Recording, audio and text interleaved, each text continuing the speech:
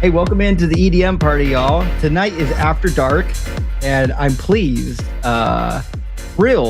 to be sharing a screen finally with Paulogia, which I will always pronounce incorrectly just to tease you. I know it's Paulogia. Perfect. I'm just messing with you. No, you can be part of the soundtrack of mispronounced names. All good. I did see your video that you did telling people how to pronounce your name. Nice. Well, I say it at the start of every video, and that doesn't help. But apparently, the same is true for lots of very big YouTubers. So yeah, all good. It tends to happen. And Justin, welcome. You know what?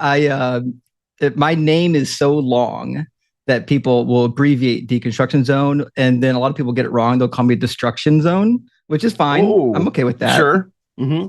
I've been known to destroy a couple of people's beliefs and religions. I've heard you called worse by people, so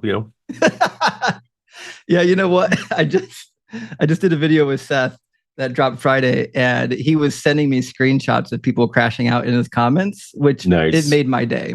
Yeah, it was a good All right, friends. Hey, it's the top of the month. It's February. And before we get a whole bunch of guests lined up, remember, we get the mug brawl going. And I'm a little disappointed that right now I'm getting my ass kicked in the mug brawl. Like it's embarrassing. The Deconstruction Zone, we gotta figure it out. Now, do we know who's currently in the top 3 right now? I think Jimmy's still winning. Mm-hmm. I don't know. He's got to be cheating. Well, yeah, we assume. We always got it. He's definitely like buying his own mugs, like they do to get on the bestsellers list. Sure, yeah. That's the only explanation I can think of. What's yours got on it? Mine is this is just strategic for me. I don't care who buys it. This is my For the Bible Tells Me So. Nice. Because I can't do my animation as well fluidly on the show. So when someone is making the For the Bible Tells Me So argument, I like to just subtly, do one of these on the camera. You get shocked? Do you ever get shocked when you hear? I know you're taking callers, and you're going to hear the same stuff all the time. But do you ever get shocked when people are like, "Well, I believe it because the Bible says it," and they never bothered to question, like maybe that was a bad response? I mean, I always keep in mind when I'm making my scripted videos or when I'm here, I just very much keep in mind the Christian that I was. And the Christian that I was would have made some very terrible arguments and would have done very poorly on the show. So, I mean, for me, I'm still fresh enough into it that I still have just the empathy for that, because I don't know what kind of Christian you were on that side of things, but I would have accepted the Bible says, like, proof texting was fine with me, right? And context context schmontext, there's the verse and it says the thing, and it says the thing that I've been told to believe on authority. So, I don't know. I thought there were dinosaurs on the ark, Justin. So, how good could my argument have been? So you were a true young earth creationist. I was. Yeah. That was the origin of my problems, was that I was writing a graphic novel as I was my job at the time, and it had dinosaurs in it. But of course, I believed, that dinosaurs were day 5, day 6 creation, right? Yeah. Day 5. Yeah. So in my head, but I was like, I'm going to throw a bone to these, these silly science believers. I'm going to at least look up some dinosaur facts that aren't the real facts, like Ken Ham and I know. Right. And that was the pebble in my shoe when I started looking at dinosaur facts. I'm like, wait, some of these things some of these things make sense. Maybe that's what's going on here? And that was the pebble in my shoe that I lost my younger creationism. Basically, I ordered the Ken Ham Answers books and I started reading them, and I was like, well, I don't know what the right answers are, but it can't be this, right? It'd be like, Right. oh yeah, kangaroos got to Australia by either volcanoes exploding or they floated on logs. And I'm like, well, that can't be right. Like I don't know what is No. right, but it can't be that, right? And so then I know lots of Christians, most probably statistically in the world, believe in evolution and the longer Yeah. age of the earth and stuff. So that alone didn't do it. But what that did for me, it was that first impetus of, wait, the pastors and the people at Bible school were saying things that they either lying or they were wrong, right? And when my faith was very much based on authority, pastors told me so, and that was good enough for me. I had stuff to Right. do. I had a career. I was good enough for me. They checked into it. They have thick books on their shelves. Did the point to, good enough. That was the first time where it was like, oh, I should maybe check to see what are the books that my authorities are reading from which they are telling me this. And so Right. that was the first pebble in my shoe was yeah, young earth creationism. And then, you find out that, wait, it doesn't make sense that Matthew, took the story of how he met Jesus. He copied that from someone who wasn't there. That's weird. Like, why did he didn't use his own name? Like, that's anyway, you are better aware than most of the cascading issues that come with the New and Old Testament, or Hebrew Right. Bible, as I've now learned to say. Well, you know, for me, I had the same problems as you, same pebbles, like the dinosaur was a problem, Ark was a problem, and you find apologetics to make them go away. But I think the thing that really opened my eye to like there are real problems that you got to stop ignoring was doing the Right. textual criticism, Hmm. because there's so much stuff where I was like, it's a there's no way we know what the original said, right? Which means anytime we go into this book, we have no idea what was in the original text. We can see them changing the text over time. We can see the redaction history. So it's like, why would we trust that God inspired a text only to let his people change it? It seems like the Bible started to fall apart for me. Right.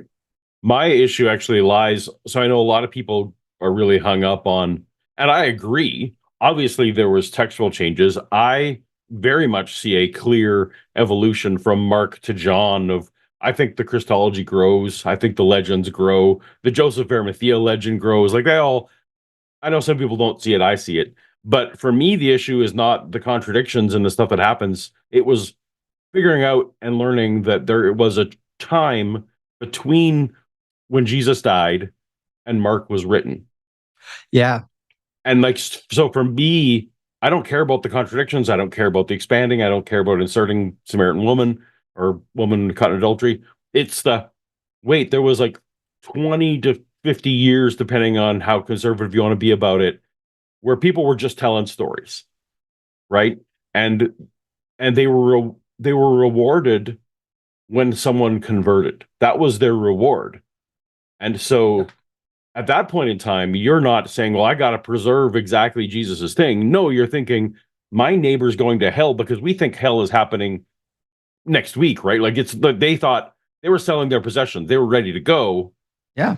And so we're keeping this legacy accurate was not on their mind. At least I can't imagine why it would be. That it was more just like, in the Ray Comfort parlance, the building's on fire. We gotta pull people from the building, no matter how you do it. Which is always this funny thing that I like about his ministry. He openly says, "I don't care how I save you from hell. My integrity doesn't matter when I've saved you from the flames of hell." Okay, great, Ray.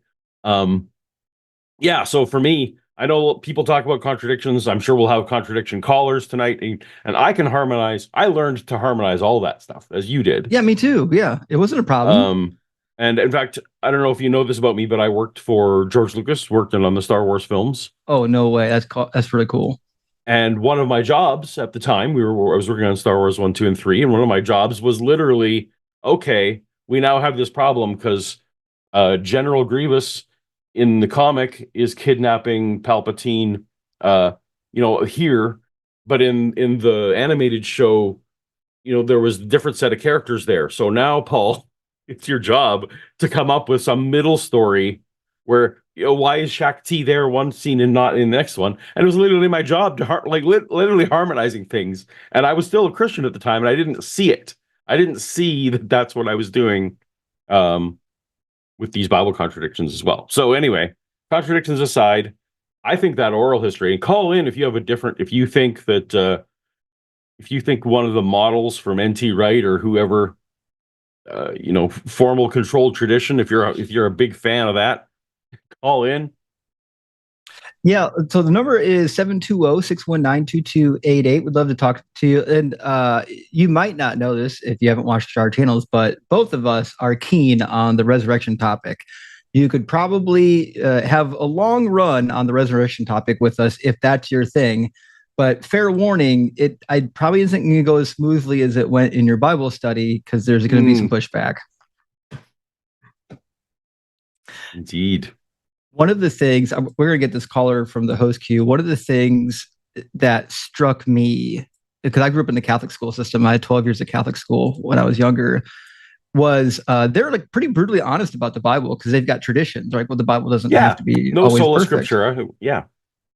So like it was hard being an evangelical that grew up Catholic, because I already knew, like, when you read like Genesis, the first half, really, you could tell like a lot of the geography and the names are fictive. They're made up to help you memorize the mythology. So like the names of the people always coincide with what they do, or the names of certain cities like Sodom and Gomorrah coincide with what happened to them. So like, oh yeah, this is what you see in other mythologies. People are named after what they do. So when I got older and fell into evangelicalism and they treated all that stuff as like dead literal, I was like, it doesn't seem like it is. Right. We do have a Joseph in the queue. An atheist from South Dakota says, I'm calling to ask what the Bible says Eden even is, and what the Bible says heaven even is. That is my question for the night. Let's bring him up. And then after that, it looks like we're going to get Anthony from New Jersey, who is atheist. But welcome in, Joseph. You're on the line. You're not just on the line, you're after dark. So you're on the party line with Justin and Paul. How you doing? Doing great. Justin, nice to talk to you again. Paul, nice to meet you. I heard you mention dinosaurs earlier. I just wanted to say, in fairness to what you believed before, there were dinosaurs on the ark. We just called them birds. No. So. Okay, fair enough. So the question that I had for you tonight, I guess I grew up in a Catholic household. I went to, Roman Catholic churches and did the whole CCP, baptism, confirmation, everything. But there was some questions that I have about, I guess, what the Bible says, Eden and the afterlife, and I guess, for that matter, hell even are, that I was never really able to get like a satisfactory answer for. So I guess what I wanted to know, starting off with Eden, because, going back chronological order, I guess you could say, it was always described to me as like this perfect paradise garden, heaven on earth kind of thing. But does the original text of the Bible, like any of the original translations, does it actually specify that this was a location that was on earth? Because I've heard a couple of different ideas, like isn't there some sect of Christianity that believes that Eden was actually like a whole other world or something like that, and like we were kicked off of this planet and booted down to Earth? Like what does the actual original text say Eden is? So I don't know what Paul thinks about this, but I think they thought Eden was a real place. It seems that it's located where the rivers join at the Persian Gulf. We know from history, at one point, the Persian Gulf wasn't a gulf. There actually was civilizations there. In fact, they've done dives in the Persian Gulf and have shown, like, hey, there were old settlements that were here, and there was a little bit of a landlock where the Gulf starts, that was preventing the water from getting further inland. And when that collapsed, it filled in what is now the Persian Gulf. So based on the text in Genesis, that seems to be where Eden is located now underwater, which is convenient because you can't find it. They put it in a location that is unsearchable, probably for a reason. Also, we get a separate account. In Amos, there's a place called Beth Eden. It means like House of Eden. Eden means like usually pleasure. So the Hebrew Bible places, once they get outside of Genesis, they place Eden in like the region of Syria or Lebanon.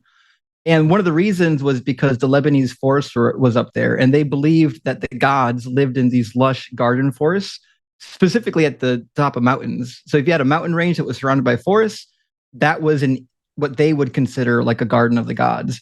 So they had this location. That's why Egyptian pharaohs and like Gilgamesh would travel to Lebanon to steal the trees and the gems of God. But like that was where they were like, oh, well, this is where the thing is. This is the magic place, right?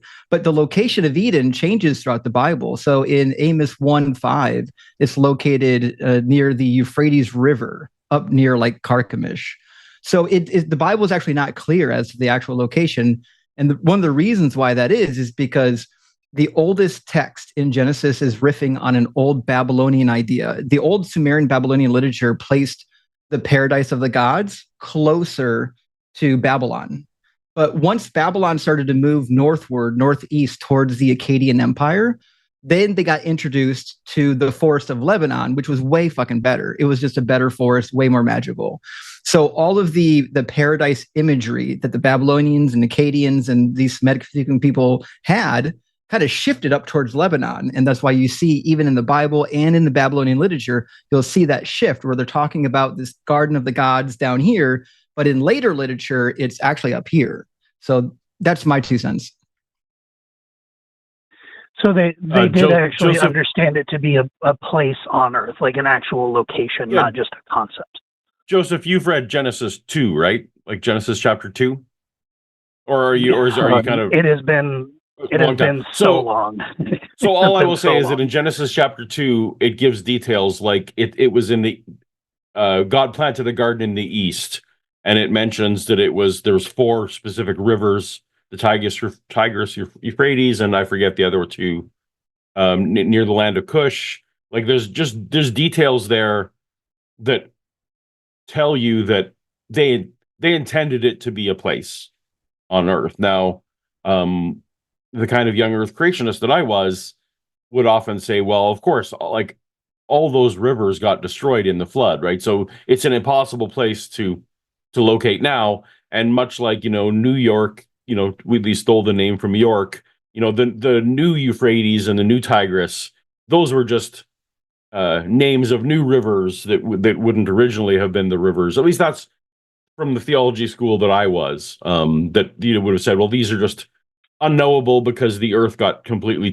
re-terraformed, obviously. So it's one of those things where God doesn't even want us to know. But but hey, on the show that I did on Friday, there was a gentleman named Sitchins who thinks that Eve was on a planet named Nibiru. So there are, if you're looking for ancient Sumerian stuff, you can interpret some of this stuff as you will. But at least I want to say that the readers of Genesis chapter 2 would have been to understand that it was a real place on the real Earth before the flood. Yeah, that's always been my understanding as well. All right. I guess the question then becomes for me, like, if they did believe this to be a real place, and like you mentioned, the flood would have sort of erased the geography. And people you mentioned people are doing dives in the Persian Gulf, like they're trying to find like trace evidence of this physical place. Well, they're not trying to find Eden. they're just doing basic like anthropology and archaeology. And we know that once upon a time, the Black Sea and the Persian Gulf wasn't always there.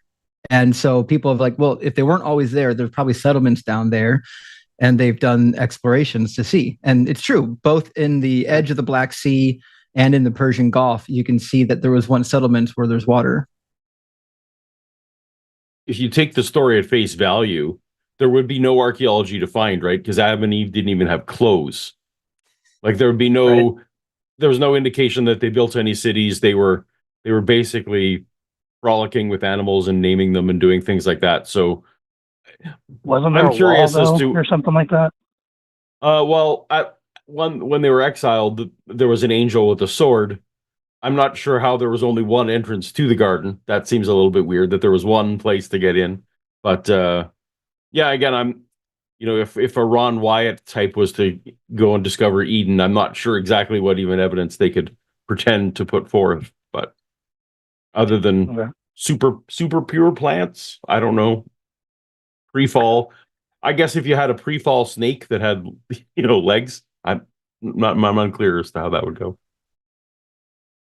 So have you guys heard of this thing, that Eden being another world? Is that Mormonism that says that?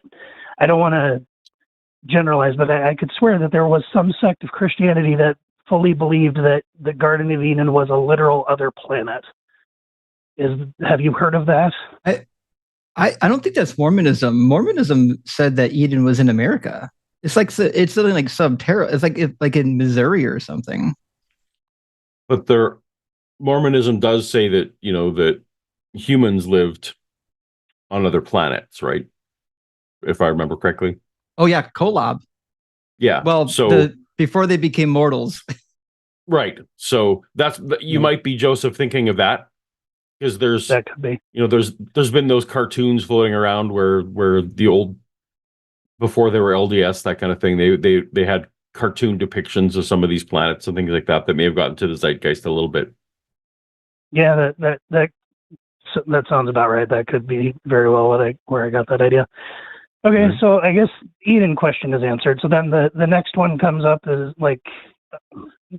it would be what does the original text of the Bible understand heaven to be? Because that's another thing that I've gotten a lot of different ideas told to me about what the afterlife is. There's ranging anywhere from the classic everyone gets a mansion and you can do whatever you want and you're eternally happy, to heaven is literally you just stand around and worship God for the rest of eternity. And I guess I just want to understand what does the original text of the Bible actually say heaven is supposed to be? What is it that you get when you die and go to the good place?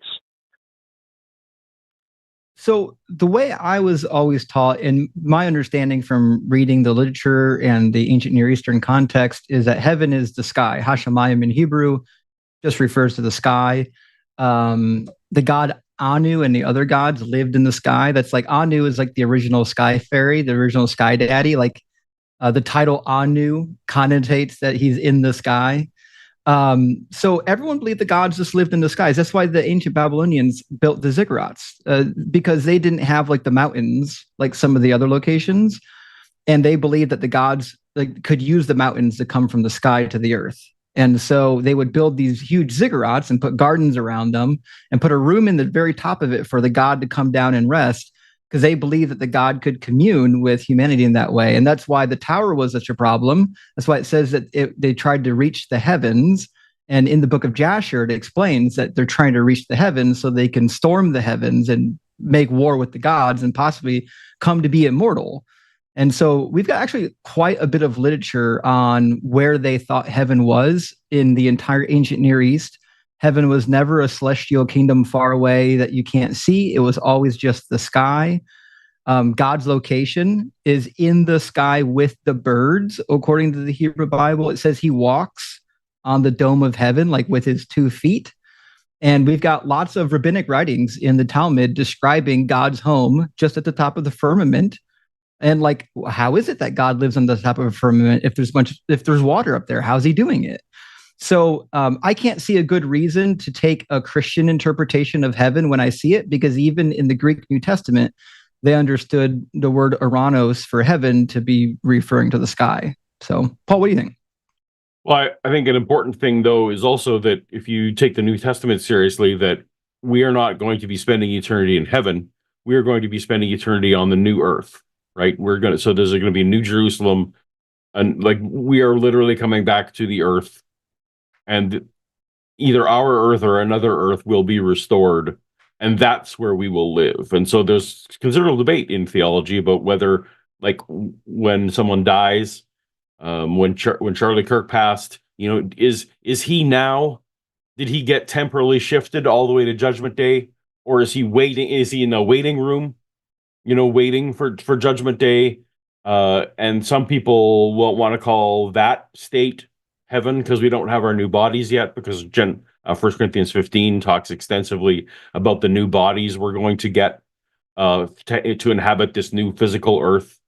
And there's the discussion about whose husband or wife will I be, and what if my leg fell off, and all these questions that cascade out of all that. So from my perspective, when I was a Christian, for sure, that was one of the things I like to correct people on, is that, well, this heaven isn't where eternity will happen.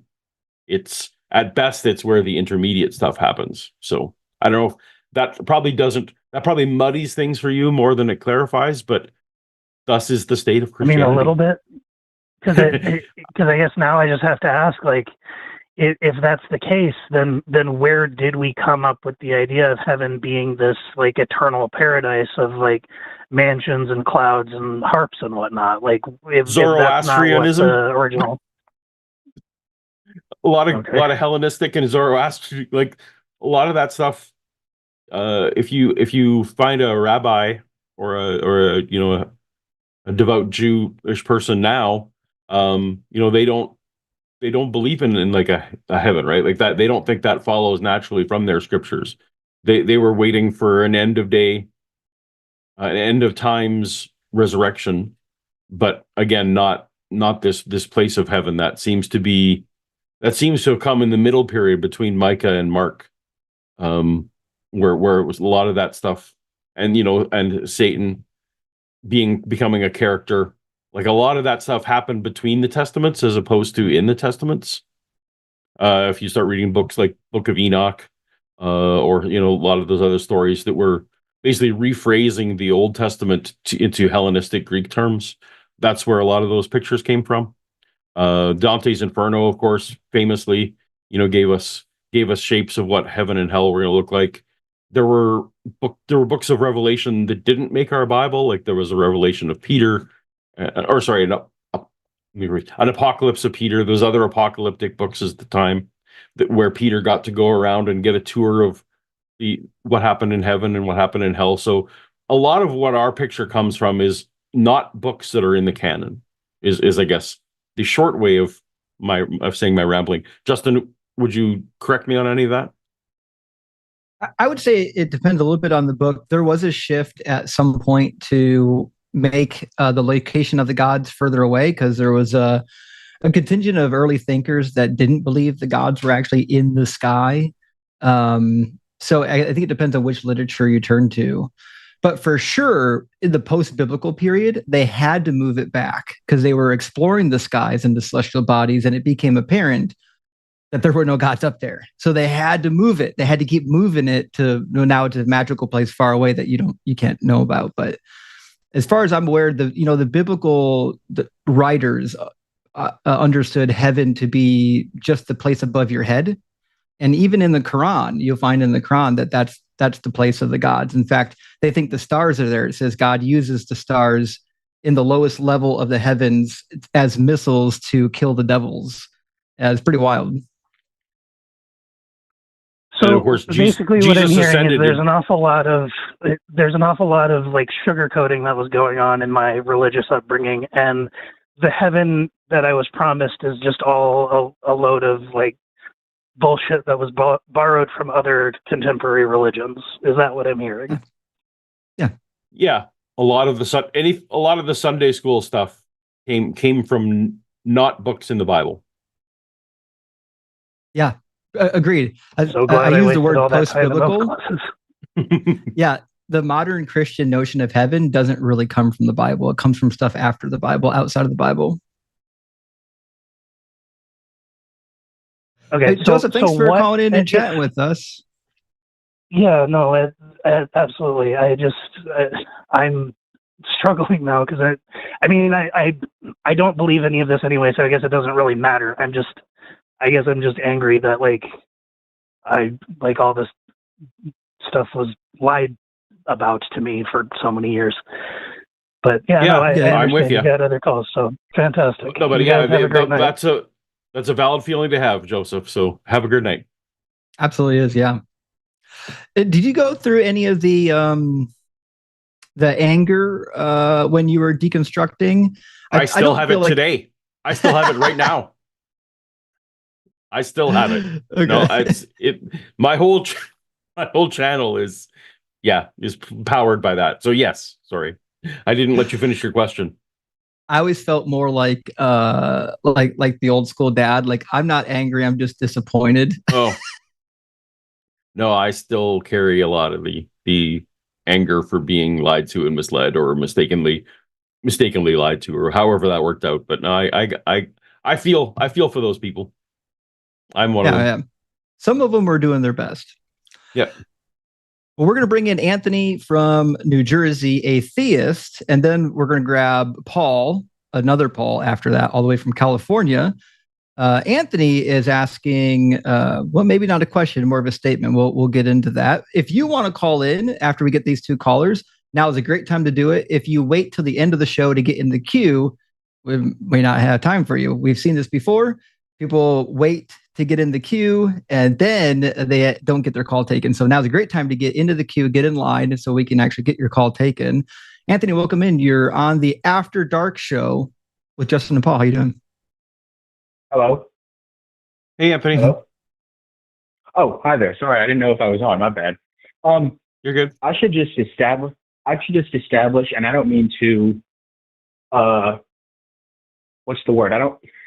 Tripping over words, but I don't mean to take up too much time. I should just establish. I wouldn't say it's the spiritual but not religious. I wouldn't say that's me, but I guess I would be more of a cafeteria Catholic. That's the proper word, where hold on just 1 second. Sorry, I was having trouble with my audio. But yeah, I would describe myself with that label. So I guess, there's plenty of the Bible that I'm unfamiliar with, plenty of questions that I wouldn't have an answer to. I guess my question, it's kind of basic though. The title of the live stream, it says the Bible is wrong and immoral. So I guess my question is do you mean the whole thing? That's a fair question. I wouldn't say the entire Bible. I mean, I think most of it's wrong to be true. Is most of it immoral? I wouldn't say, but there's a great deal of it that I would consider immoral. And I realize that that's a problem for a lot of believers because they think that I have subjective morals, and I do. The reality is I think believers do as well. They just don't realize it. But Paul probably got something to say on this because he and I have hit a lot of the same passages before in this vein. What are some of your favorite biblical moral quandaries? Oh, well, I mean, again, weirdly, the kind of Christian I was, and I think if I converted back to Christianity, if someone convinced me that it was true, I would go back to, well, God made the place so he can do what he wants.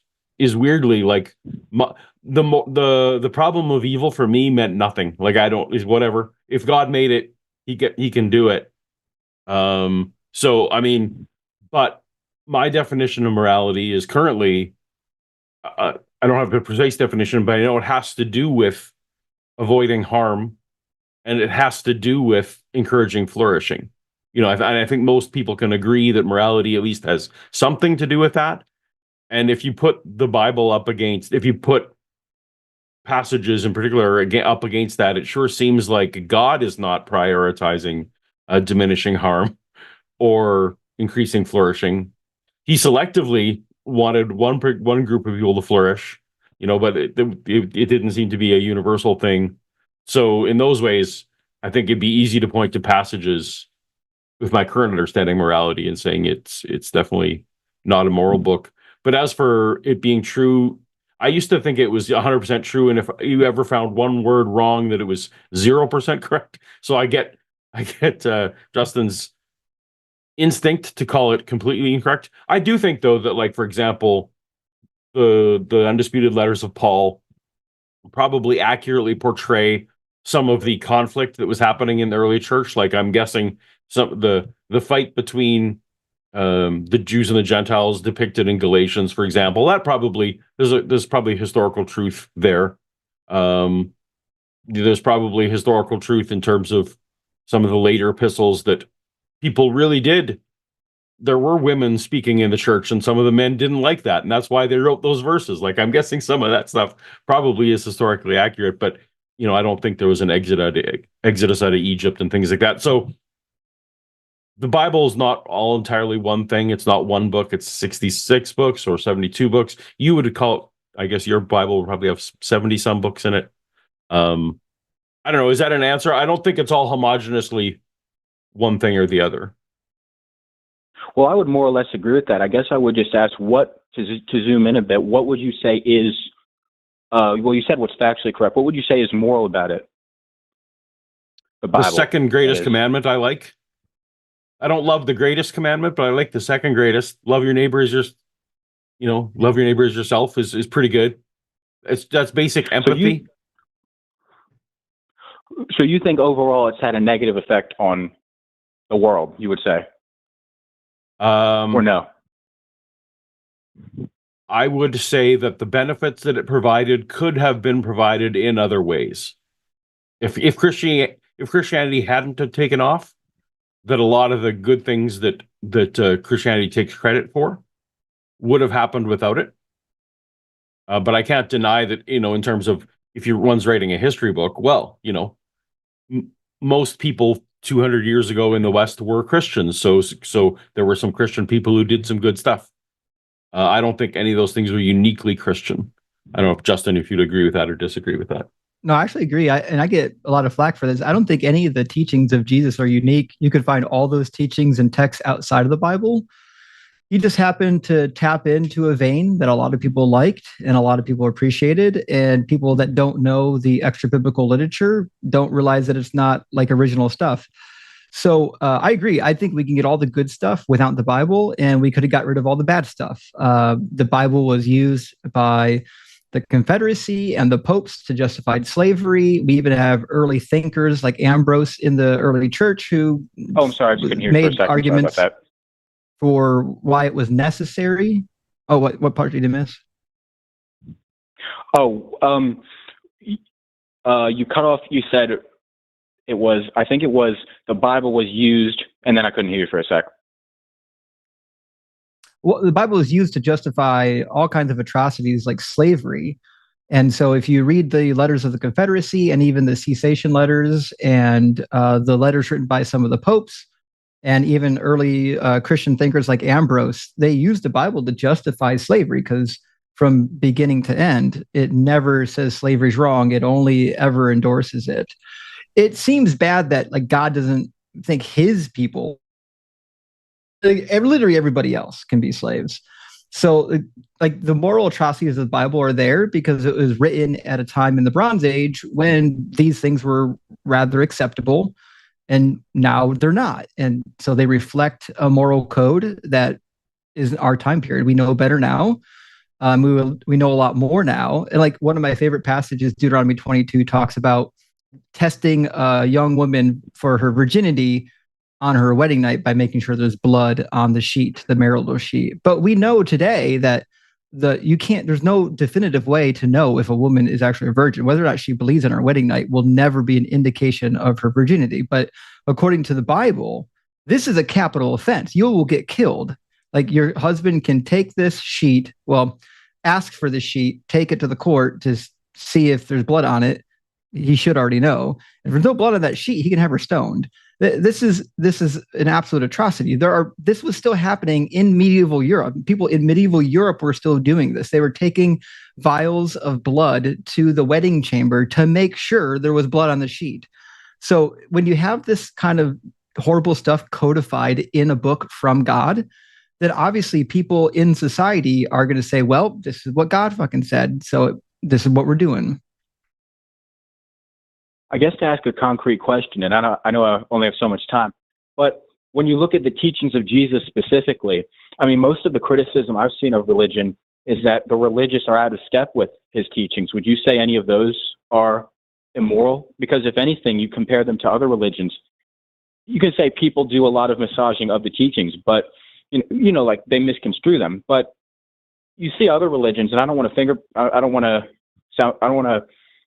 single anyone out, but you look at a figure like Muhammad, who did some pretty evil stuff, I would say, and I don't think a lot of Muslims support that necessarily, but they do a lot of I would say mental gymnastics to kind of work their way around it. Whereas there's not a whole lot of that with Jesus. So would you say his teachings overall are good, or any of it would be immoral? I think Jesus could be just as guilty in different ways. He did double down on the law of Moses and all the atrocities in it in Matthew 5. He teaches all of his followers to follow the law. He seems to be in every book of the New Testament saying that the law is valid and good forever. It's not until he dies that people are like, hey, we don't have to follow this anymore. So Jesus himself doubled down on all the atrocities of the Old Testament. Mark chapter 7, famously, he chastised the Pharisees for not murdering the sons that cursed their father and mother. I don't see Jesus as being like completely good. I think he tried to tap into the better parts of the faith, but he still endorsed all the horrific parts. Do you think Jesus was just like the historical Jesus, not necessarily the divine Jesus? You would say that's a real person, like there was a preacher named Jesus who got crucified? I think so. I could be wrong. Paul, Right, Paul, you're not a mythicist, are you? No, I think it's more parsimonious to think that there was a historical figure upon which they based it. For me, primarily because the author of Matthew and the author of Luke worked so hard to make sure that this guy that everyone knew wasn't from Bethlehem was actually weirdly born in Bethlehem for weird reasons. That's one of the things that makes me think that, yeah, it probably was a historical person that everyone knew wasn't from there. So, yeah. But do you think overall his teachings are bad? I mean, you were talking about the specific stuff. Oh, sorry. But here's the thing. So you gave this weird dichotomies. Well, it's not a dichotomy, but you said this compared to the other religions. I'm like, why should I care when I want to come up with what's the best moral system in the world? Why would I reference any religion at all? If what one wants to say is, well, what's moral is what limits harm and increases the flourishing of the most people in the best way. I don't understand why one would reference any religion at all. One can evaluate whether choices and actions encourage flourishing or lead to harm. Like, we don't need to check in with the Holy Book to do those evaluations. So I don't understand the question. Well, that's fair. Well, you're right. That's fair. I mean, on its own, forget other religion. Would you say overall that Jesus, you can say in certain ways he wasn't, but just like anybody else, you can say they lean toward one side or the other. So would you say overall Jesus' teachings were good and he was a moral example, or no? You would disagree with that? I can't say that. And again, I think Jesus, as depicted in the Gospels, is entirely an animal created for creating converts. So, the gotcha moments with various groups, like, I don't think any of those happened. So are you asking me if I think that the authors of the Gospels had a good moral code? Again, the only thing I can heartily endorse is the second greatest commandment, love your neighbor as yourself. Like, the rest of it, I don't think is universally applicable. Like, Jesus allegedly said, if you look at a woman lustfully, it's the same as someone who commits adultery. If you call someone a fool, you should treat that person the same as someone who murders someone. Like, again, these are not positions that are nuanced and helpful. Some of the Beatitudes are cool, but they also encourage you to turn the other cheek. Isn't always great. Forgiveness isn't always the right answer. We know from psychology that these are not things that are universally. Meekness isn't always the best answer. Even though I'm Canadian, it would generally be meek. So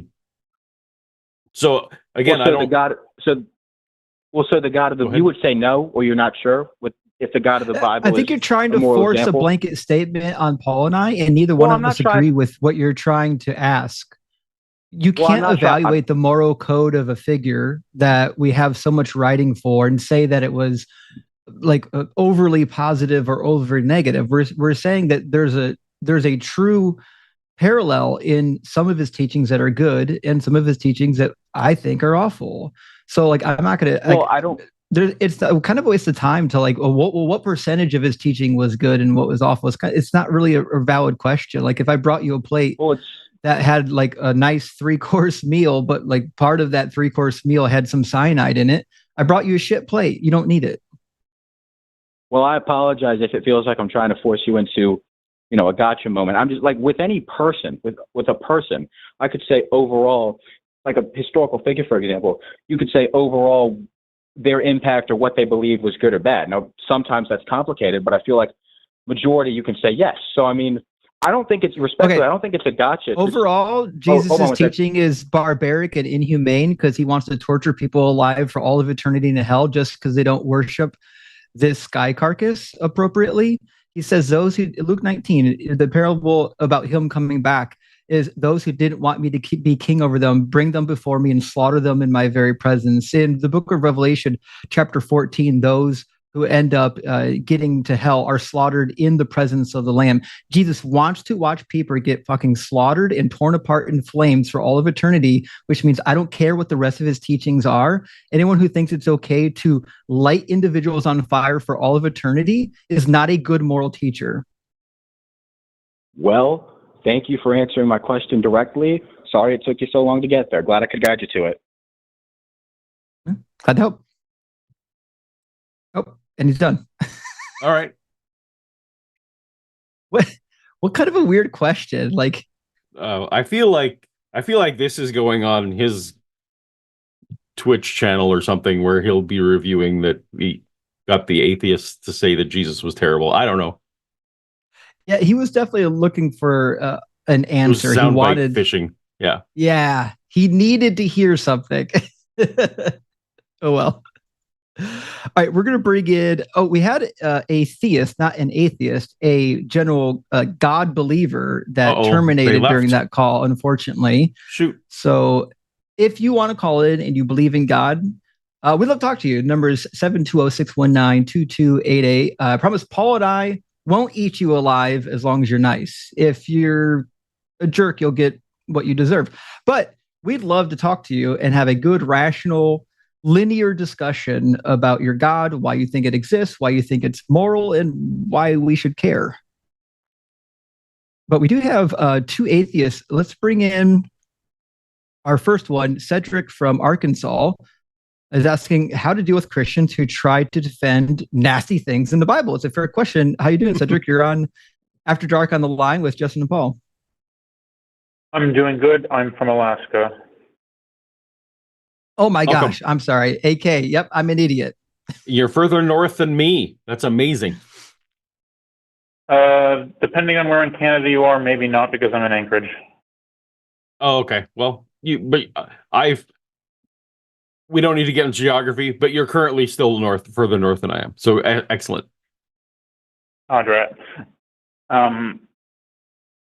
Yeah, so pretty much what my question is pretty much what it says on the tin. I got into conversation with a friend of mine on the Bible on Friday, and eventually we got to Exodus 34:19, and he was trying to defend that just by saying, oh, well, it says you can redeem your kids, so it doesn't really matter that it says that you have to sacrifice them, or that if you don't have something to redeem them with, that you have to sacrifice them anyway. So, and that just really set me off my rocker. So, I don't know. How do you guys handle people who defend, or just like the experience of talking with someone who defends that? It depends a little bit on.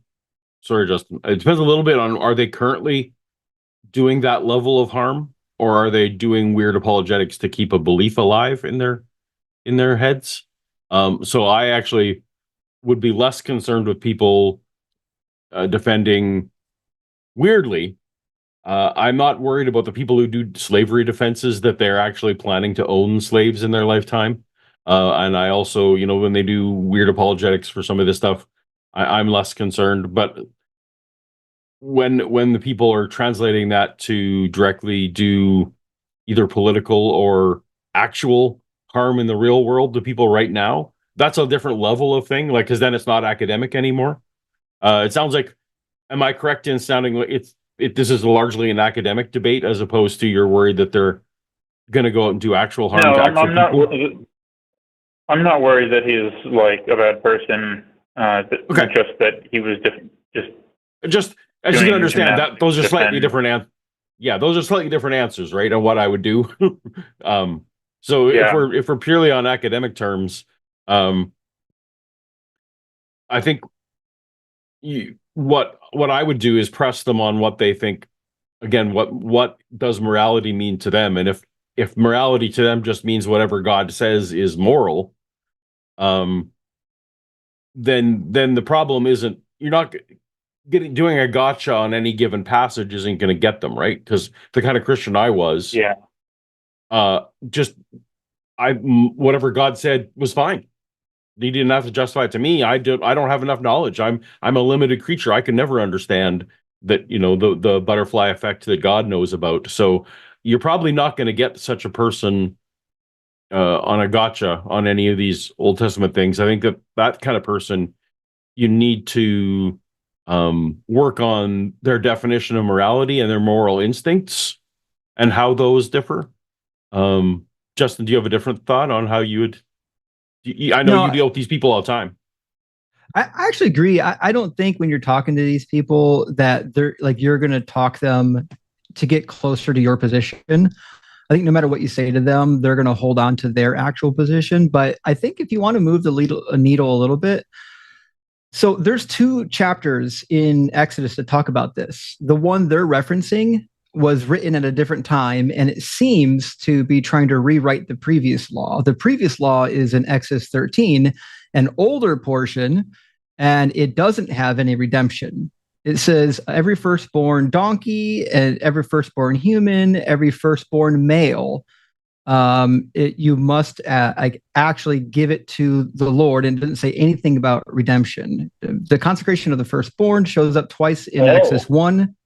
In one place, you can do a redemption for humans, but in another place, not so much.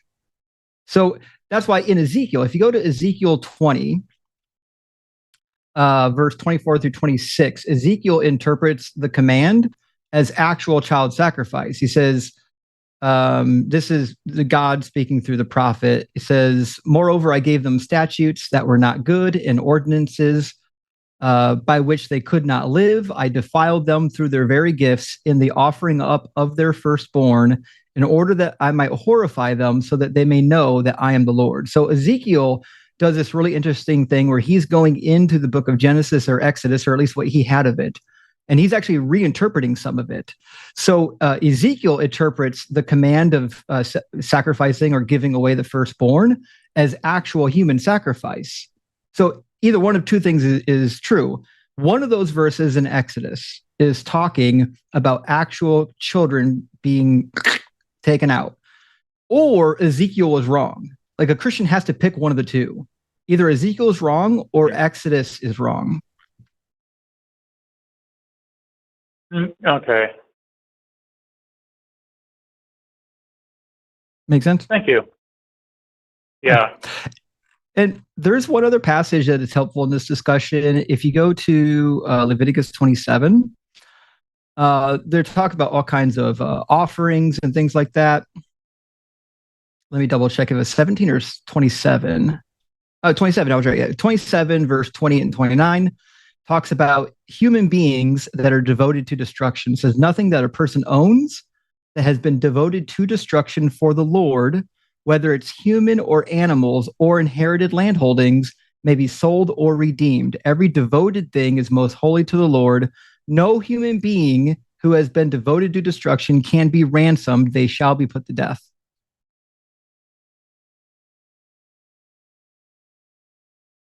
Yeah, I'm just pulling it up on Bible Gateway. Sure. Okay, yeah. Thank you. Sure thing. Thanks for the question. Yeah. Well, unless you guys have anything else to add, my question has been answered, so. No, that's Appreciate good, it. Cedric. And keep doing the good work. Well, this just came up in casual conversation. We don't usually talk about this sort of thing, so. Fair enough. No, all good. All right, have a great one, friend. You too. Have a nice night. Thanks. All right, we got two more in the queue. Now is still a great time for anyone to call in that wants to get in the queue before the show gets long in the teeth. The number to call is 720-619-2288. If you don't want to use a phone, there's a web link in the description of the video of the live stream. You can use that link to call in on a computer or a handheld device. So if you don't want to do the old school method, you don't have to. But we'd love to talk to you about the Bible. Resurrection hypotheses is always a fun one. Yep. Maybe fulfilled prophecies we might be able to get into tonight. And perhaps history. Or maybe you and I could become Christians again tonight. Maybe someone has a great reason for us to believe again. You know how often people accuse us of like being hardened atheists that just aren't open to the truth, which is wild because like I feel like if we weren't open to new information, we wouldn't have become atheists. No. I mean, unless you just wanted to sin, although. True. I did forget about that when I became an atheist. I was eager to go and do all the sins because apparently as a Christian, they don't sin. Yeah. And I was always so weird because it was, I don't know if you had this in your Bible college, but there were people who talk about we're going to build their testimony. Like people who knew they were doing something wrong. Oh, I'm building my testimony. Okay. Yeah. Right. You're getting forgiven. You've got time before you. So you can do what you want. Anyway, that's entirely true. Also, I did get information right now that the web caller is specifically for people outside of the USA. I think I was wrong on that, friends. I didn't know that. Thank you for the correction. I appreciate that, Lux. We've got Barbara next in queue, called all the way from the UK, and is asking, is there any value for an atheist in reading the apocryphal books? This is actually interesting night. We're getting a lot of atheist callers, but some fun questions. This is one of my favorite topics, Barbara, but welcome in. You're on the After Dark Show with Justin and Paul. How you doing? Hi, Justin. Hi, Paul. I'm doing quite well. No, it's just that the Apocrypha has been mentioned so often recently by yourself, by Paul, by Bible Guy, and Godless Engineer. I just wondered, is there any value in reading it? Would it expand my knowledge in any way? Yeah. Or even would it be fun? I don't know what Paul's opinion is. I refuse to own a Bible that doesn't include the Apocrypha. This is my Oxford annotated Bible, which includes an expanded Apocrypha. It includes Maccabees 3 and 4, which the Catholic Bible doesn't have. I would read all of them, and I would absolutely read the Book of Enoch. Enoch was canonical to the early Christians. Tertullian wrote a whole defense of why it should be canonized. I actually have the Book of Enoch. It's totally worth the read. Jude and 2 Peter quote from it. In fact, in the Book of Jude, the only chapter, I think verse 14, he quotes directly from 1 Enoch chapter 9 about the coming of the judgment and says that these are prophetic words of Enoch. So the Book of Jude, if you believe Jude wrote it, like if you're a Christian, you're not, but if you believe Jude was the brother of Jesus, which seems to be the case, the brother of Jesus thinks that the Book of Enoch is prophetic. That's James, yeah? James. Well, James is a brother as well, but so is Jude. Oh, now that I did not know. Well, our cousin, if you're Catholic. Yeah. There's debate as to what the family language really means. Right. So, as someone who came to the apocryphal books late, when I was a Christian, I was fascinated by them because they seemed like these forbidden tantalizing things, and they're less so. They're not as forbidden now, so that some of that is gone. But some of the things I was alluding to before, I think you can really learn from those Old Testament apocryphal books. Is literally the development of some of those spiritual realm ideas that aren't as present or prevalent, and I think you can really see those fleshed out. For me, though, I like they're not, depending on how you want to say, they're not apocryphal proper, but there's a lot of gospels that were written and other apocryphal books or apocalyptic books, shall I say, that didn't make the New Testament, and some of those are also fascinating as well. There's, Gospel of Thomas and Gospel of Judas. There's actually a Gospel of Pilate. There's a Gospel of Mary Magdalene. There's a Gospel of the Hebrews. And Gary Habermas actually weirdly thinks that the Gospel of Hebrews proves some of his points, that there was some early traditions and things. So there's all those books that would have been in the Bible that Justin held up, but there's also I know Bart Ehrman has a compilation of some of the books, the apocryphal Gospels, translated to English. But there's a whole library of stuff for you to read if you want to go down this path. So I think I'd like to. Go ahead. I think I'd like to know after what you've said. I think I would like to. If you're reading, so this is what I've had to learn, right? Like if I'm wanting to actually know about the period, it was weird for me to try to understand what the Dead Sea Scroll community was writing without having read like Enoch and some of those books. Like if this was the literature that they knew. And so it'd be like trying to understand people from, the 70s and 80s, but they're talking about these Godfather movies that you've never seen, or the Star Wars movies you've never seen. Like if you don't kind of know some of the cultural stuff that was happening, you also just can't understand some of that history. So if you care about the period, there's lots of stuff to do. If you care about it as literature, I think the New Testament stuff isn't as good in literature. I find, I don't know if Justin, you would agree, they're not as literate. Although the infancy Gospels, where Jesus is like killing kids and making doves and things, like there's some really trippy stuff. But in terms of literature quality, they're not there. But I find it fascinating. To each their own. So, Paul, you mentioned something that is hard to understand some of the New Testament without the Apocrypha. And I really agree. There's so much development between Malachi and the New Testament. We're like, where'd they get this stuff from? Like, what? It's not in the whole Old Testament. A lot of that's in the Apocrypha. If you want to know the theological developments that got you from the old school Hebrew Bible to what these Christians believed, you'll never get there without the Apocrypha. It lays the groundwork for so much of it. Right. That definitely convinced me. It's next on my reading list. Sounds good. We got 30-foot crosses. We got Peter paralyzing his daughter so she doesn't have sex with people. It's very torrid and great. Yeah. It's wild, yeah. We're not making any of that up. Read the apocryphal works of Peter. You will, it's not long, you will love it. There's a wizard's duel between Peter and Simon Magus. There's a talking dog and a suckling baby. It's wild. It's a good one. Sounds like Guardians of the Galaxy. I often speculate to myself, in 1,000 years, will there be a Christian cinematic universe where people are treating, they've got Thor. They put Thor in the movies now. In 1,000 years, will these characters be treated similarly, that they can just feel free to have a cinematic universe where they're making stuff up? It's a fun thought experiment. It's a hell of a good idea. I would definitely put those on my. All right. I'm going to buy books next month, and I just wondered if that should be on my list. And you've convinced me. A lot of the apocryphal stuff you can actually get a lot. There's a lot of English translations you can get that are copyright free online of a lot of these. So you don't actually have to, if you're willing to read them on your tablet or a Kindle or something. The Gutenberg Project should have. With my eyesight, I don't like that.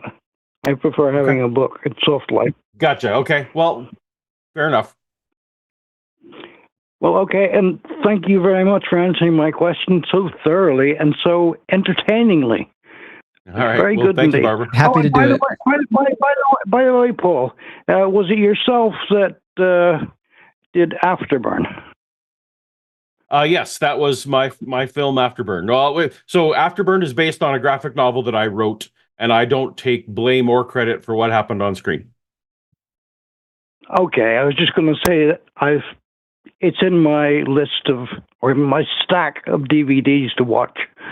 So, excellent. Well, you'll be able to see my name, and you can if you bought it on DVD, then somewhere I made a nickel out of it somewhere probably. So thank you. okay, take All right, care, thanks. lads. Have Have a good night. Cheers. Have a great one. Paul, how old were you when you started reading the Apocrypha, and did you find it interesting? Were you a Christian? Because when I read the Apocrypha as a Christian, I was not entertained, but when I read it as an atheist, oh, this is really good stuff. My interest when I was a Christian was for some reason like Leviathan and Behemoth and things like that were very interesting to me. So mainly I was scouring for that stuff so that in my imagination, I could imagine that God's world included all that fantastical stuff.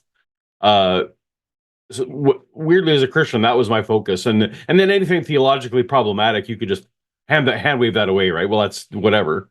But no, so I really only started reading, I would say, the apocryphal stuff in the last 3 or 4 years. I've been working on last 2 years. I've been working on my resurrection book.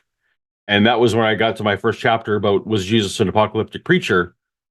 And it was literally like, well, how can I talk about this intelligently if I haven't read the apocalyptic literature?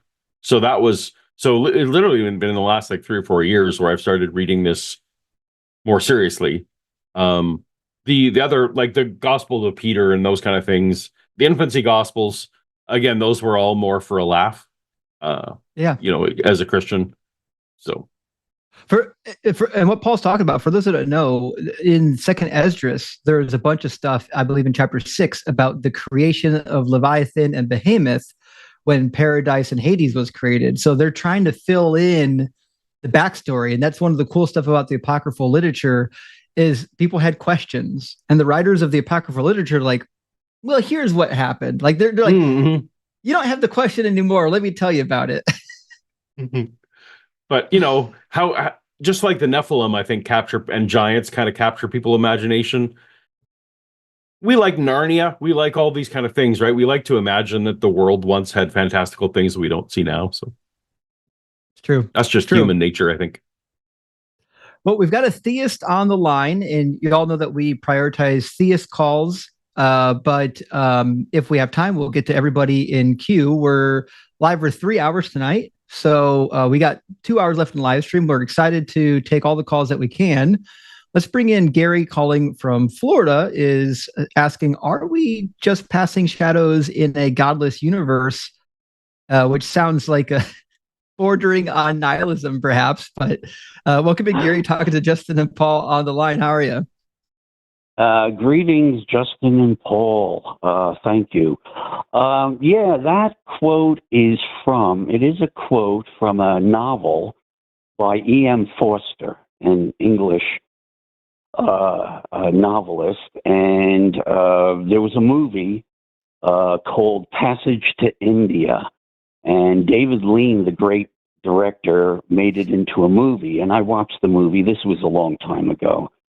And this was colonial India with the English occupying, and the matriarch of the family in the novel comes up against the rather dizzying cosmology and spirituality and religions of ancient India, and it kind of wrecks her bearings when it comes to her Christian faith. And she muses in the movie, are we all just passing shadows in a godless universe? And because some aspects of Hinduism and Buddhism comes across as an atheism, and so she was just wondering. And She has a heart attack and she dies later. Okay, so anyway, so that's the deal. But I want to use that. So basically, I'm a transcendentalist. But I'm just going to locate my conversation here within the universe, the materialistic universe, matter, energy, space, and time. So I'm asking you, as an atheist, are we just passing shadows in a godless universe? Godless being, I'm an atheist. There's no evidence. I'm not going to believe in something that doesn't have sufficient even reason or evidence. And passing shadows, that's just a poetic way of saying transitory. There's a radical impermanence, transitoriness to life, no God. So are we not saying, if we are a bona fide atheist, in that sense, yes, we are all just passing shadows in a godless universe? Would you agree with that? I don't know what you mean by shadow, but I know Paul and I believe we're in a godless universe and we are passing through. I personally am not a nihilist, even though I'm the first one to admit that we are little insignificant like dusts in the universe. We're like cosmic accidental dust that had a great run in a pocket of a biological planet that just happened to be right for the conditions of life. And one day our whole solar system will be completely destroyed. Our whole planet will be completely destroyed and there will be no life on this planet. So like in the grand scheme of things, yeah, enjoy your life. One day, none of this will be here whatsoever. But I wouldn't say that we're like passing shadows. I still think that because I have, like meaning and purpose. I know other people have meanings and purposes for their lives, and they have feelings and thoughts and emotions. If I experience somebody else and they bring me joy and love and peace, and I know I can do that to others, I still think we owe it to ourselves to say, hey, I don't know how long we're going to be here, but I still think we owe it to ourselves to have the best, awesome biological experience that can be experienced. And fuck, I don't know, maybe we'll get off this rock and survive it. But in the meantime, I don't spend a whole lot of time worrying about the nihilistic stuff. I'm just having a good time. I agree with your statement, except for one word. I would take the word just out of there.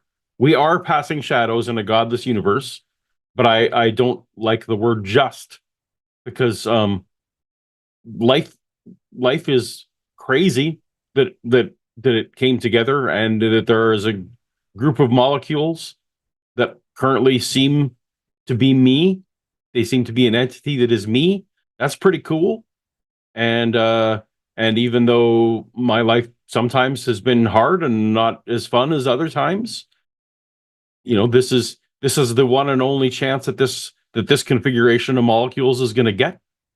And so, like anything, scarcity increases value as opposed to decreases value. If this was going to go on forever, every day would necessarily have to be less important than it is for me, who recognizes that it's not going to go on forever.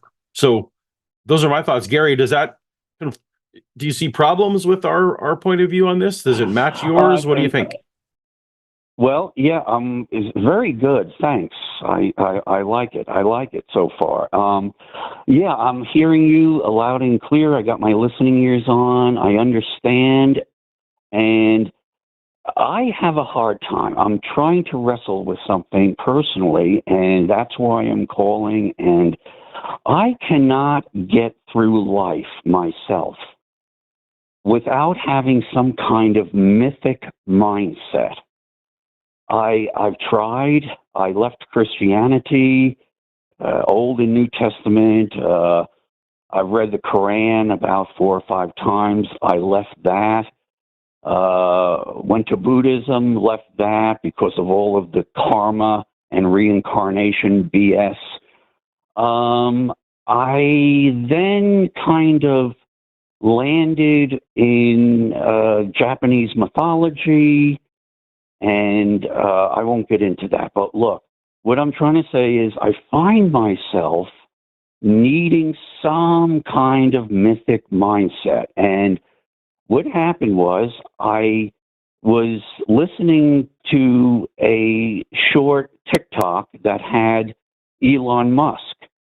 And Elon Musk was talking about his view about the meaning of the universe. I said, okay, well, let me just listen to his mythology, because I believe everybody has their mythology. And he was asked about, what's going on with this universe? What do you think? And I've always tried to figure him out, because he's not a Christian.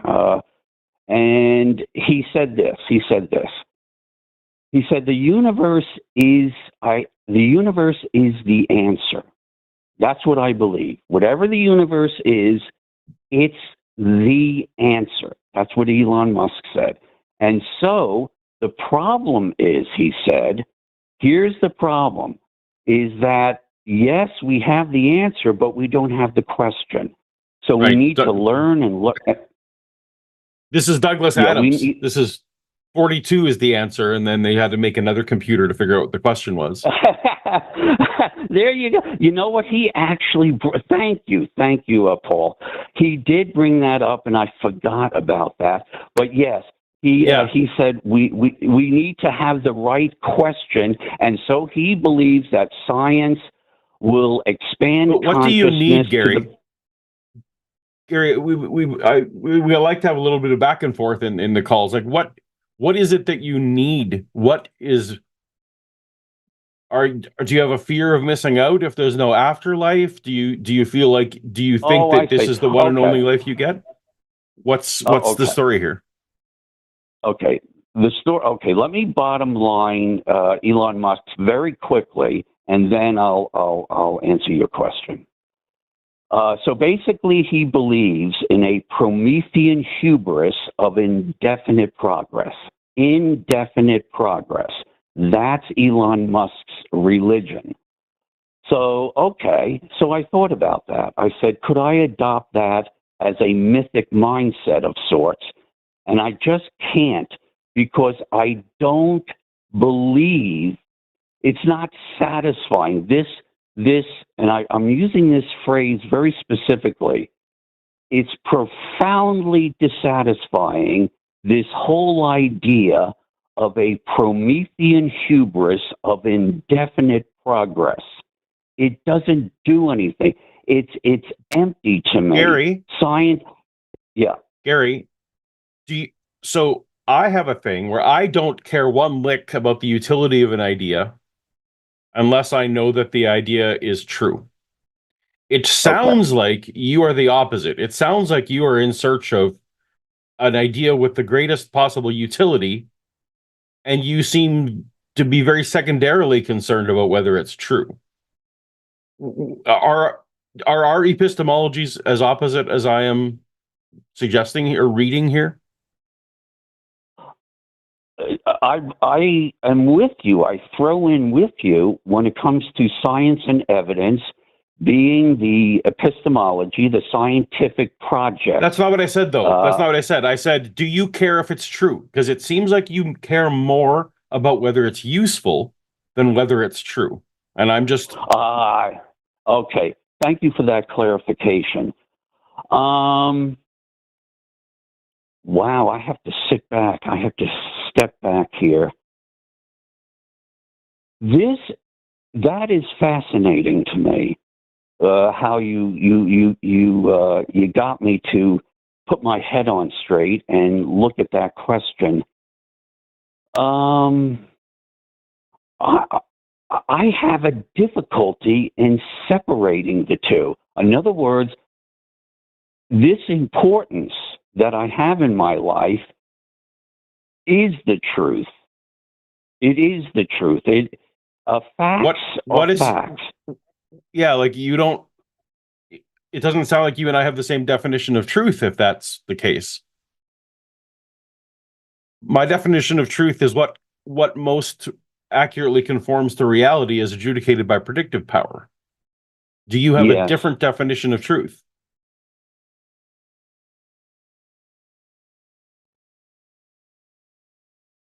Yes. Can I explain?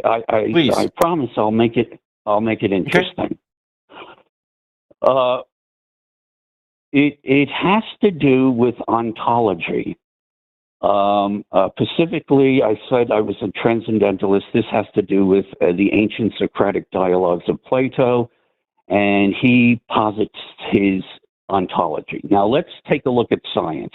Science, to many people, atheists, gives us the truth, but to me, that truth about science is that it works. It works.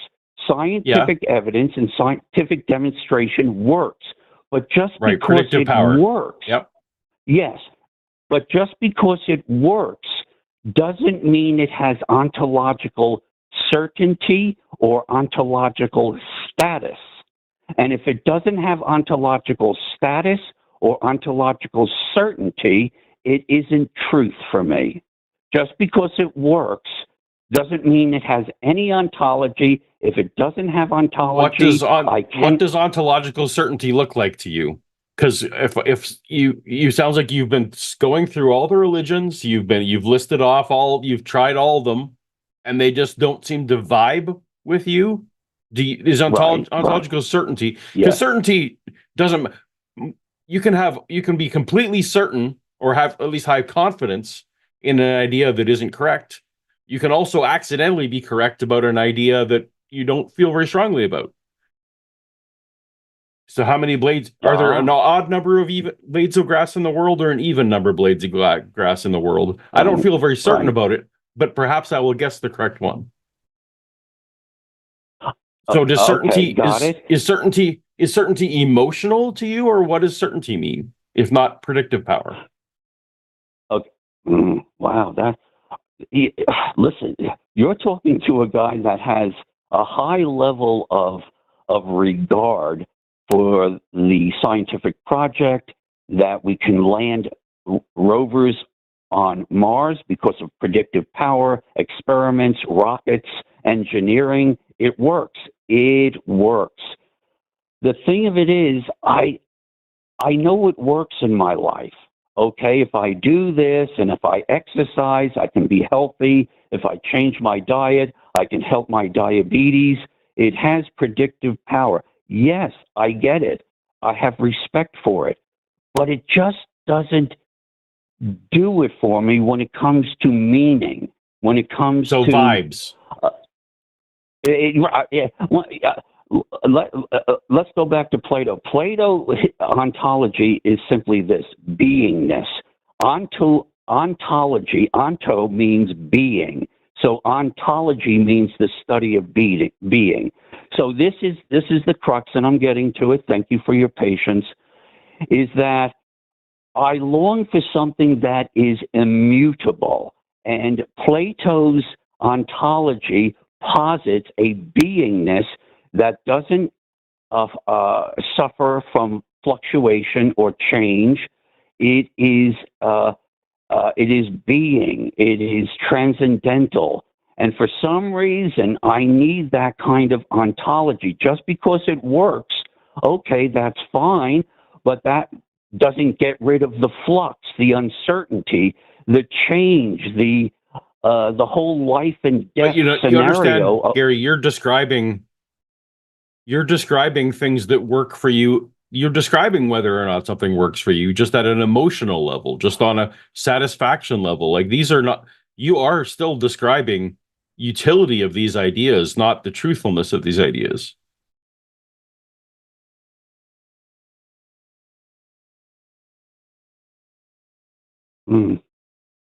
You're describing about whether they make you, whether they let you sleep better at night. In a manner of speaking, you're right. Yes. And so again, and I'm sorry, Justin, I've kind of taken over this whole weird thing. This is more in your wheelhouse. I want you to take this one. But so I mean, I don't know why Justin and I are supposed to care what you, Gary, vibe with more when it comes to things that can't be falsified. Like, that's cool, but it's not much different than me calling into a show and say, hi, I like pineapple on pizza. Cool. Like, it's, do you get from where my perspective that those are things I can equate? Yes, I can. Yeah, I can see from your perspective the equivalency, and I guess Am I wrong in that, Gary? Am I doing something wrong with the way I view the world? Is my epistemology flawed? From my perspective, since you said I'll ping pong, we'll play a little ping pong, and hopefully it'll be advantageous in some way. Yes, I believe that there is something to discover about your life, something that's extremely personal and profound that can affect your psychology and your emotional reality. Because I just can't. Yeah, right. You know, I'm trying to respect where you're coming from. In other words, listen. Feel free to not respect. I appreciate that. I appreciate that you are you're being a very active listener. I appreciate that. But also, if I'm wrong about my epistemology, I really want to know, Gary. I want to know that if I'm looking at this all wrong. So don't be afraid to hurt my feelings and say, Paul, you're thinking about this all wrong because X, Y, and Z. But right now, what you're telling me is actually things that are personal preference. You're telling me things about psychology, which is actually a field that can be understood and makes falsifiable predictions. You're telling me that you seem to be telling me that that there's maybe my life doesn't have the meaning that I think it does. I'm curious as how you can know that. Right. Fire away. Tell me where I'm wrong. I'm here to be wrong. I'm not here to be right. I was talking to Jimmy about this. This was months ago, and we had a good laugh. We're nicer than Jimmy. He said at the,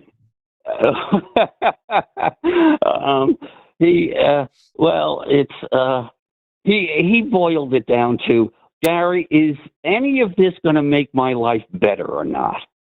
And I thought about that, and I said a big resounding no. I can still hear it ringing in my ear.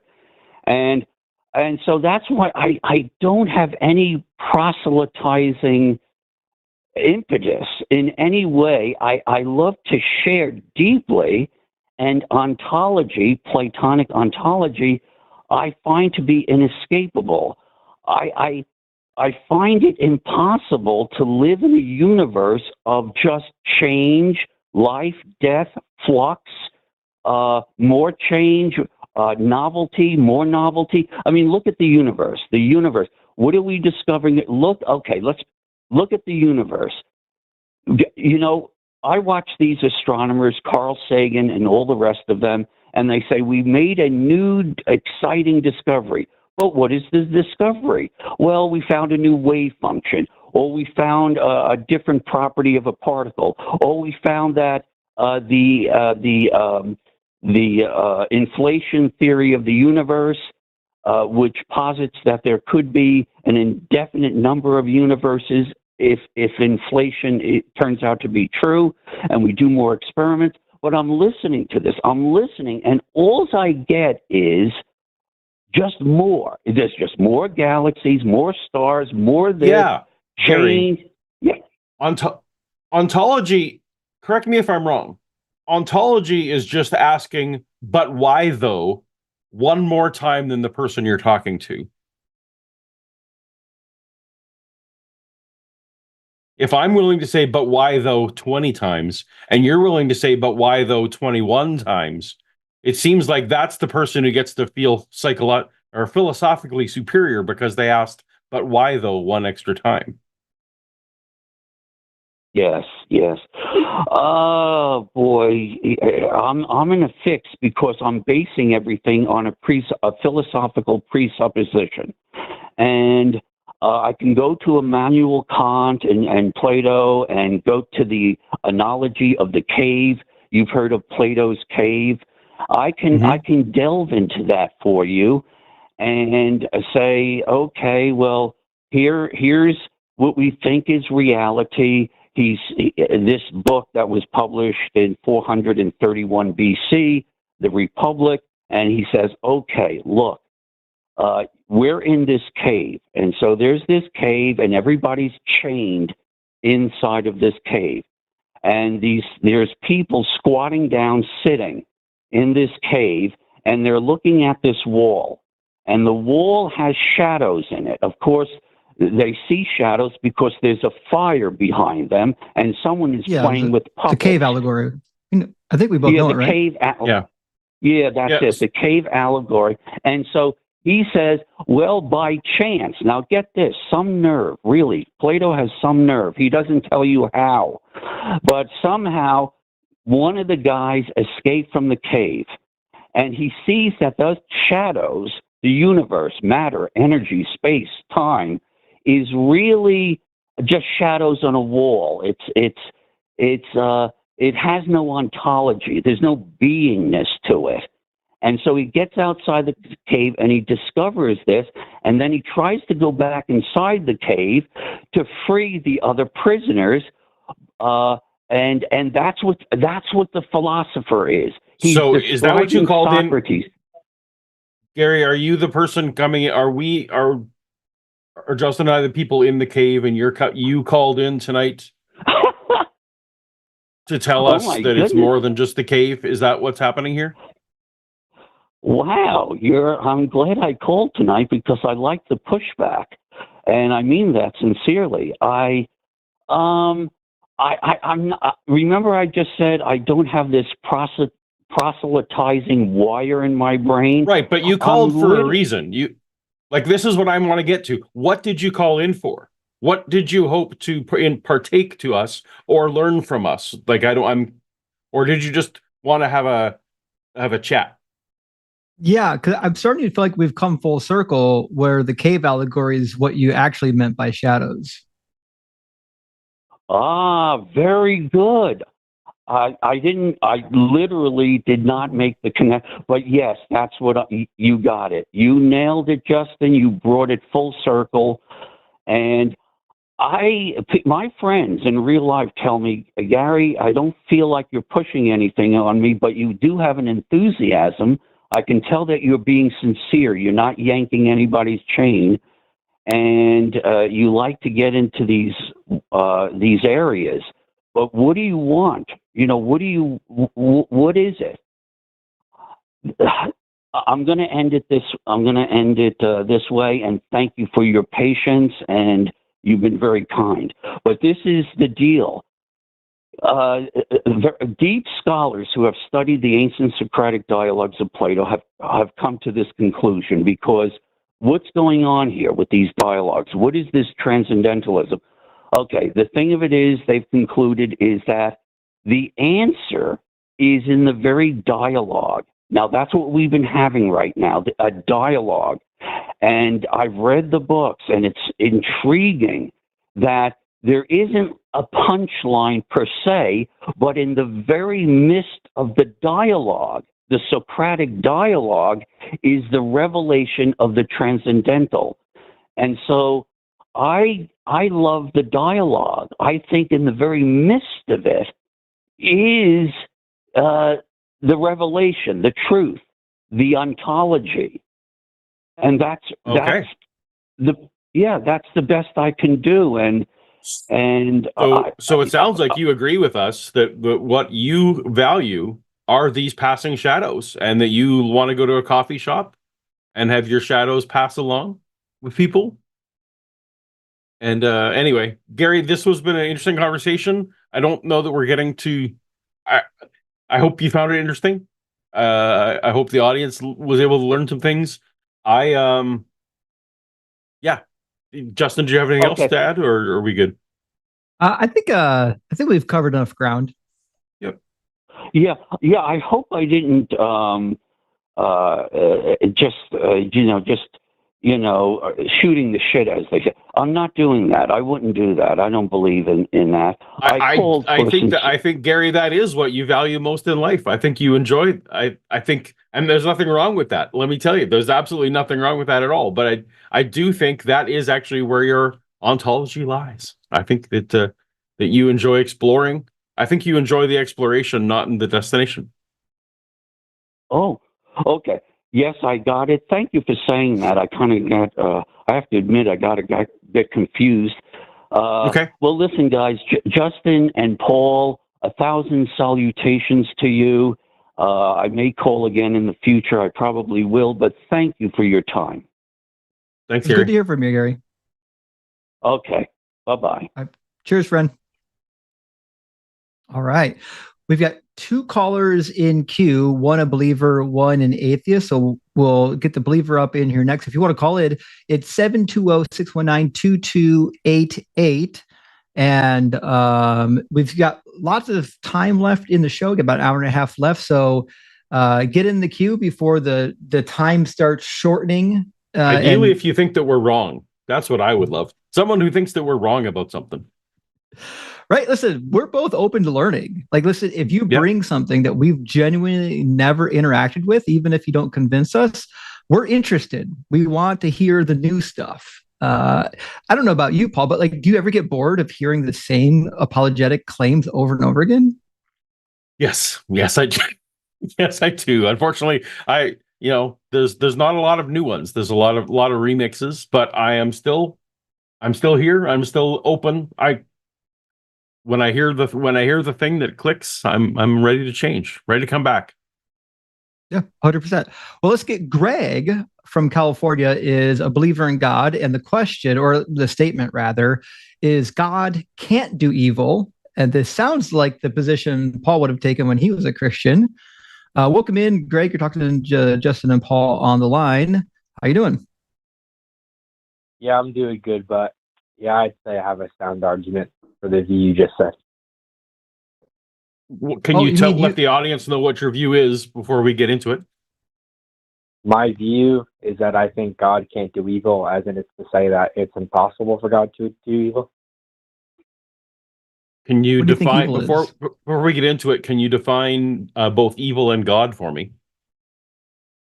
My analysis of God is just going to be like a necessary bodiless mind that's all good. And also that has the attribute to want to create. And then when I defined evil, I technically think evil is a primitive notion, as in it's just to say it's not definable. But I think if you really want one, we could just understand evil as things you ought not do. Well, though, now you've introduced all kinds of things in there. Is evil the opposite of good? Yeah. Okay. You know that you defined your God concept as being all good. Yep. So if I accept your definition, then our whole conversation is done, because it's tautology. It's a tautology, right? You've defined into existence a being that can't do evil, because you've just said that God. It just stipulated. Go ahead. Yeah. I'm just saying it's just like stipulated. Like I didn't say anything about existence. You said necessary being that is all good. There was some other stuff, but yep. And has a creative impulse and other things. But the thing if you're defining God is equivalent to good in the philosophical, that it's God and goodness are the same, and that evil is the opposite of goodness, then you've just defined. It's called begging the question, right? You've assumed the conclusion in your premise. Well, I can actually like give out the argument, and we can see if it's true that the conclusion's baked into the premises. Do you want to do that? I actually agree, though. Like the initial claim, you didn't give me the premises yet, but the initial claim is that God can't do evil, right? But exactly what Paul said, you've just baked into the definition of God what you want your conclusion to be. right? So no matter what your premises are, why would we accept that definition of God? Wait, it's just a stipulative definition. Right, but we're asking why would we accept it? Because I stipulate. That's how all definitions are. If you stipulate the definition, then that's just what you mean by the word. Okay, so let me try this. So if I wanted to say that that one of my kids is left-handed, therefore they cannot be right-handed. The end. That's kind of what you've done. I think being left-handed is synthetic fact, and I don't think analytic facts speak on synthetic facts. So I actually. Okay, well, so this cup is. You're. Do you not see how you've in your definition of God, though you've already placed your conclusion? No, I have here. This is the argument. Just that for any x, if x is all good, then x can't do evil. God's all good, therefore God can't do evil. The first one's a conditional, so the conclusion can't be that. And the second one's just that God's all good, which isn't to say God can't do evil. Like, what's with philosophy callers that you want to rattle off your premises so fast that we can't write them down? You don't actually think we memorized everything you just spit out, right? Write them down. Oh, I didn't know you wanted to write them down. So, well, if you're going to give them, you actually have to give them so we can follow it. I feel like every guy that calls in with philosophy rattles off the premises so quickly that you just don't want us to actually address them. What's premise one? For all x, if x is all good, then x can't do evil. And by all good, I just mean you can only do actions that you ought to do, or that ought to be done. I actually don't accept that either, by the way. That's just saying. Go ahead. But premise no, I disagree. It's definitionally true if you accept the definition, and I don't. Yeah. Go ahead, go for premise two. Yeah, premise two is God's all good. And the conclusion is obviously just God can't do evil. Okay. Yeah, I don't agree with premise one or premise two. I don't think either one of them work. Like, if your definition of good is that which should be done, I don't accept that either. I don't accept that anything should.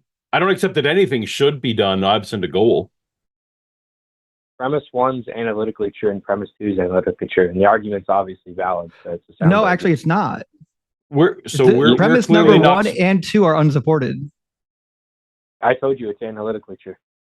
I don't know. I don't even know what you think that means, but it doesn't solve the problem. The problem is you didn't support how premise one is accurate, given that I don't agree with your definition of good. I don't accept your definition of good, which means before we can get to whether or not premise one is true, we actually have to agree on what the definition of good is.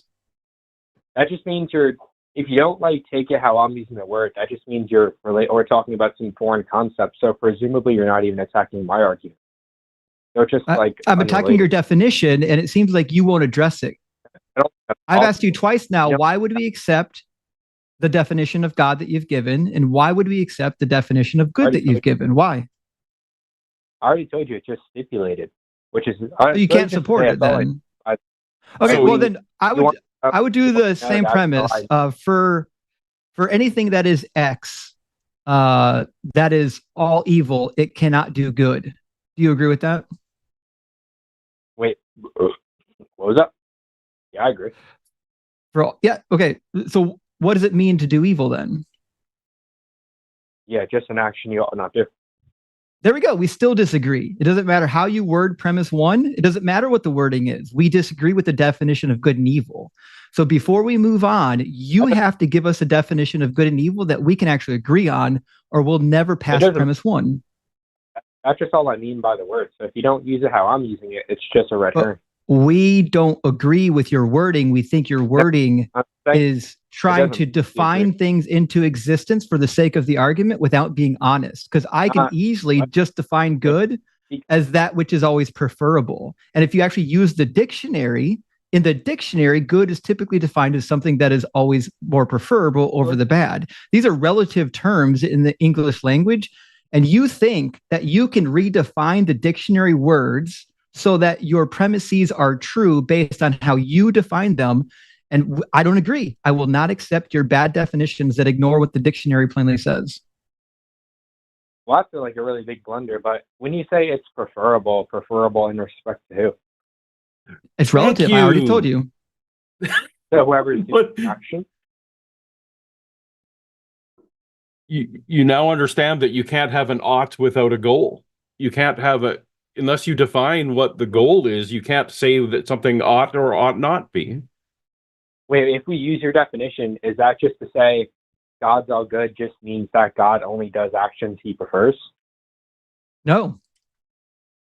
Wait, what does it mean? What that means is even the phraseology all good can only mean something relative. Someone only does what is preferred. But what is preferred is still relative, right? So what you've done is you've defined a concrete idea of what good is, and you've tied it to your God. And the only reason why you've done that is because it makes your syllogism work. But these definitions are conjured. They're not real definitions, and those aren't how we use those actual words in real life. I'm gonna ask you again. When you say by good, you just mean it's what's preferred in respect to obviously the agent. When you say something's let's like just say, what's your name? Deconstruction Zone? Actually, what's your real name? Justin? So we say Justin's all good. That just translates to Justin only does actions he prefers to do. It would mean I only do the actions that are preferable, like in a measurable sense, not things that are preferable to me, or preferable, meaning preferable in a sense that all people involved are getting the most preferable outcome. Wait, so it's relative to what? You, or just like some society? It's relative to every individual and society involved. Every party that is part of the preferred task or the preferred behavior is part of this relativistic puzzle. It's not about an individual, because individualism can't be the most preferred thing, because individualism means the species dies out. Wait, sorry. So really it just translates to, if Justin's all good, that just means Justin can only do actions most rational agents would prefer. No. Yeah. Well, you could word it that way. I don't think the word most rational agents is relevant here. It's what's preferred to all parties involved, which I think includes the broader society. Also, if God is all good, what that also means is that God lacks omnipotence, which is another reason why I won't even accept premise number 2. Whatever you think good means, which we're not going to agree on, God can't be all good and also be omnipotent. Like, to be omnipotent, you can do all things logically possible, which means logically you can do evil actions. We could do this right now. Not Jesus. Satan's. There's no good. Hey, just pause for 5 seconds. There's no good in Satan, right? According to the Bible. Anyways, but yeah, so I can just use your definition of good, by the way. According to the Bible, there's no good in Satan, correct? It's just not relevant. It is relevant. We're using Satan as an example. In the Bible, Satan has no good in him. Relevant. He's the father of lies, and he's been evil from the beginning. Jesus says in the book of John that there is no truth in Satan, and he's been a liar and a murderer from the beginning. So we would classify Satan as being a being that does not do good according to the New Testament, right? Anyways, but to respond to your earlier points, it's crazy that he can't actually follow here because you're being dishonest. I'm trying to bring you through an example to illustrate my point, and you're so terrified because you're a dishonest interlocutor that you won't engage with it. I can just do it with Paul and quicken this whole thing up, since you're incapable of being an honest interlocutor. So I'm going to put you on mute for a minute. I'm going to walk through this thought experiment with Paul. So Paul, according to the Bible, Satan is an agent with all kinds of power. He's only second to God, and he doesn't do anything that's good, correct? For the sake of yes, I'll go with yes. Yeah. Okay. If God disappeared tomorrow and now Satan was the highest being in existence, would he be all good or all evil? He'd have to be all good. Because we don't have, when all good is just tied to whoever is the most powerful agent, it lacks definition. We no longer have a definition of what is good. You've tried to define good as being inherently tied to an entity meaninglessly with no definition. That's why I'm trying to bring you around to this idea that the definition matters. The definition is why I can't accept premise number 1 or premise number 2. Yeah, hello? Hey, Greg. Well, I'm not too sure how I'm being dishonest when I was responding to prior points made, so I'm obviously engaging with what you said. But anyways, yeah, I can just go into your analysis of good and my argument still works. So no matter how we want to use some construe of goodness, it doesn't matter. Again, still waiting to hear an answer to why we're accepting your definition of God or your definition of good. Because you're too frightened to respond to the real thing, but how do you respond to what I said? I wasn't listening to what you said because I'm still waiting for you to respond to the thing I've been asking you for 15 minutes, which is why would we accept either of your definitions? Are you still stuck on that? It's the stipulated definition. I already told you because we times. Can't move. We can't move forward in this conversation. We will never get past premise 1 or premise number 2 until we get to agree on the definitions of these words. And it sounds like you're not actually willing to discuss these definitions because your syllogism only works if we accept your definitions, and we don't accept your definitions. I already told you I'll use your definition of good because it doesn't matter what construe of good you want to use, and the argument still works. No, premise 2 doesn't follow with our definition of good. No. If you're using good in such a way where it's just a negation to evil, then it doesn't matter what your construe of good works. It'll always work for the argument. So, are you going to accept that good is always the most preferable thing? Yeah. Okay. And you think God always does the most preferable thing? Yeah, it's just analytically true. You know what that means, right? Well, it's not analytically true. It's a claim that you haven't supported. Right? Why would we accept that God only ever does the most preferable thing? It's analytically true because he's all good. It's not analytically true. It's a claim that you failed to support 5 times now. I'm asking, why would we accept the definition that God is analytically true? It's analytically true that God is good. He can only do what's most preferable. Why would we accept the definition of God that it's analytically true? That's a nice blunder there. But yeah, I already told you, it's just stipulate. That's all I mean by the word. I don't think you understand how words work here. This is the difficult thing with Phil Bros. It's like you struggle so hard with basic English that it makes it difficult for anyone to have a conversation with you. I don't care what you think is analytically true. I'm asking you, when you make the claim that God is all good, why would I believe that that claim is true? The word analytical doesn't do anything for your argument. Do you know what an analytic truth is, bub? No, because I went to school and learned real shit.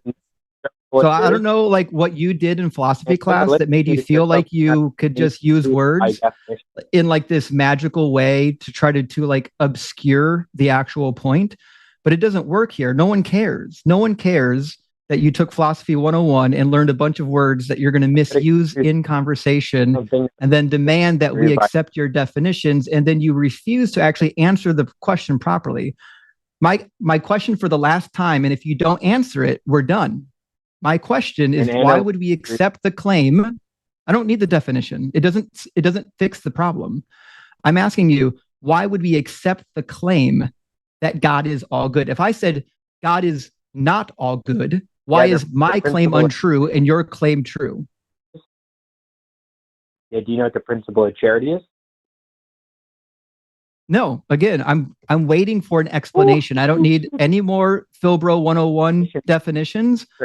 I need an easy sentence that explains why me saying God is not good is untrue and you saying God is good is true. Yeah, the explanation is the principle of charity. I could tell you what it is if you don't know. You're more than welcome to give it. The principle of charity is just a rule in discourse where you want to obviously steel man and understand our interlocutors' arguments and concepts, right? And if obviously you wouldn't like disagree to use that, so presumably we want to know what our interlocutor means by a word. And I'm telling you what I mean by the word, but you're trying to disagree and say I don't mean that. So obviously you're just being dishonest. It's crazy how flawed your thought process is. The principle of charity does nothing to support whether or not your premise is true. You don't apply the principle of charity to define why your actual premise, your claim is true. The principle of charity, according to what you give me, the principle of charity means that you actually have to enter into the worldview of the interlocutor and actually engage in the argument. But when we're disagreeing on the claims of the proposition, the principle of charity doesn't do anything for me. I disagree with the claim that God is all good. You disagree with the claim that God is not all good. I'm asking you, if my second premise is God is not all good, why would that be wrong? Here, man, I think you're actually like too special ed like your son to really engage in this conversation. I'm not gonna lie. It always fucking happens. They get in here, they can't defend any of the propositions, and then they say the most hateful bullshit stuff about my autistic son. What a fucking piece of shit. You're gonna be banned from the show and you're never gonna get the call back. My son can't handle really basic. You can shut the fuck up and never come back.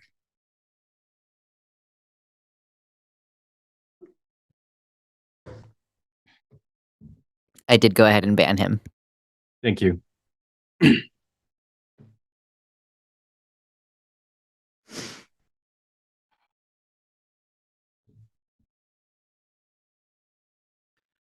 right, let's get yeah, Jack. We'll just palate cleanse that one.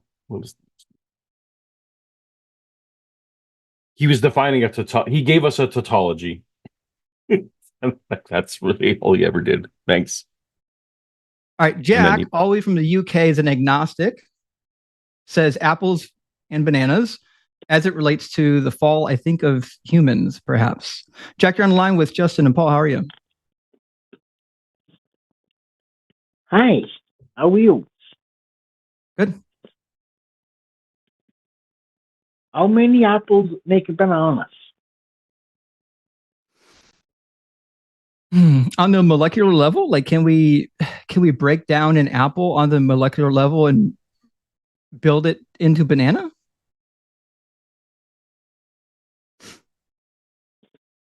Yes. In the UK, we got apple bananas. How many apples make a banana? I mean, I don't know. Paul, do you know?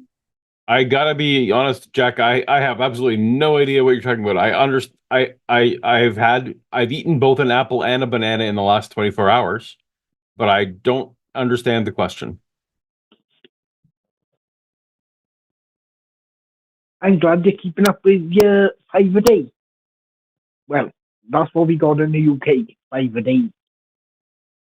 Apple, bananas, well, fruit, veg. But can I ask what fruit question, yeah?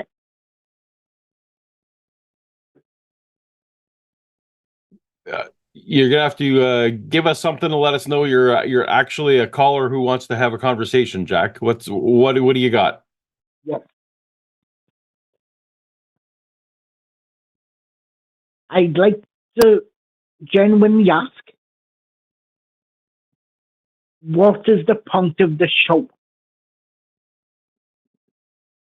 The point of the show is generally to discuss what people believe and why, and discuss epistemology, discuss conclusions, that kind of thing, and generally around theistic God-related claims.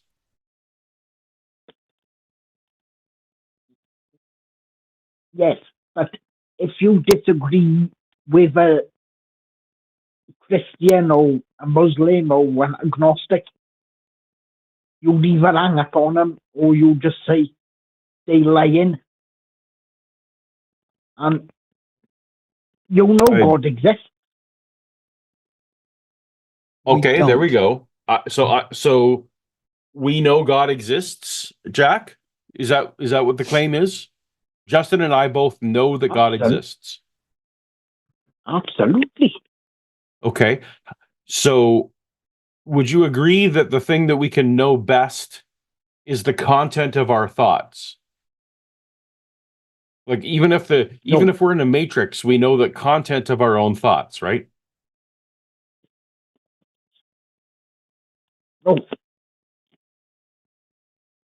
All our thoughts come from the God Almighty above.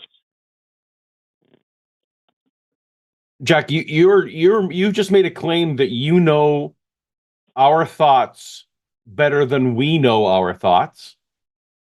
Do you agree that that's the claim you made? So how can you know the content of my thoughts better than I do? Because of God Almighty above. What about God Almighty above that lets you know my thoughts better than I know my thoughts? No, I don't. God Almighty above doesn't. Well, you called in to tell us what our thoughts are, so you must know our thoughts. No, you mentioned thoughts, not me. Well, about bananas. But you told us that we know God exists. You agree that knowing things has to do with thoughts, right?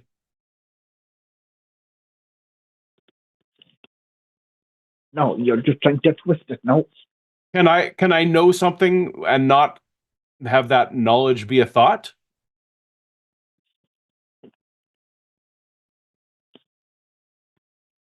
Not without God Almighty, no.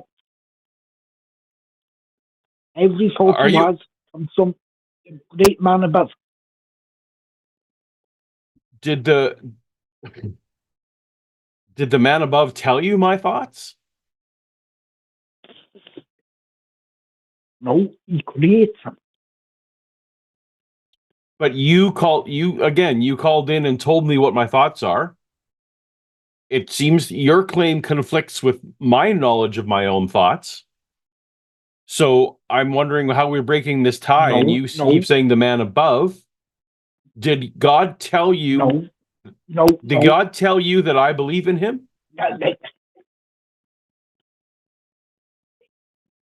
Is this Paul I'm speaking to? Yes. Yes.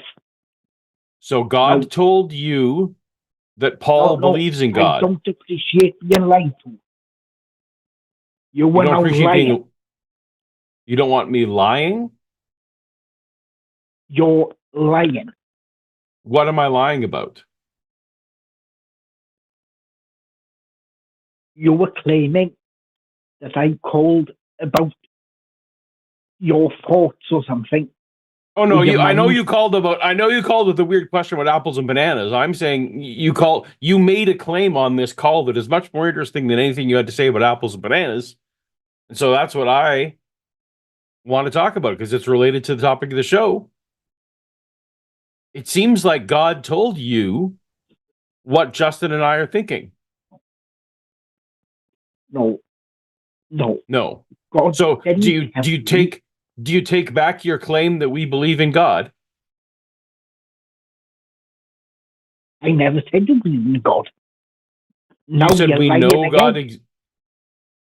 What did you say, Jack? Did you say that we know God exists? No. I'd like your call screen to go back and play that alleged comment, and then I'll explain to you. Nothing was said about you know or I know that God exists. You told us. Am I crazy, Justin? Did he not tell us that we know God exists? That was the claim, which I feel like is just circular at this point. Okay. He knows our thoughts because God exists, and God exists because we know he exists. No. Yeah, you're sort of right. You said something about thoughts, and I said all your thoughts come from the God Almighty. And that is true. We disagree. You've got a circular argument. You have to prove that God exists before you get to make the claim that you know our thoughts because your God exists. And then you got to prove that he doesn't exist. Nope, we don't actually, because you made the claim, not us.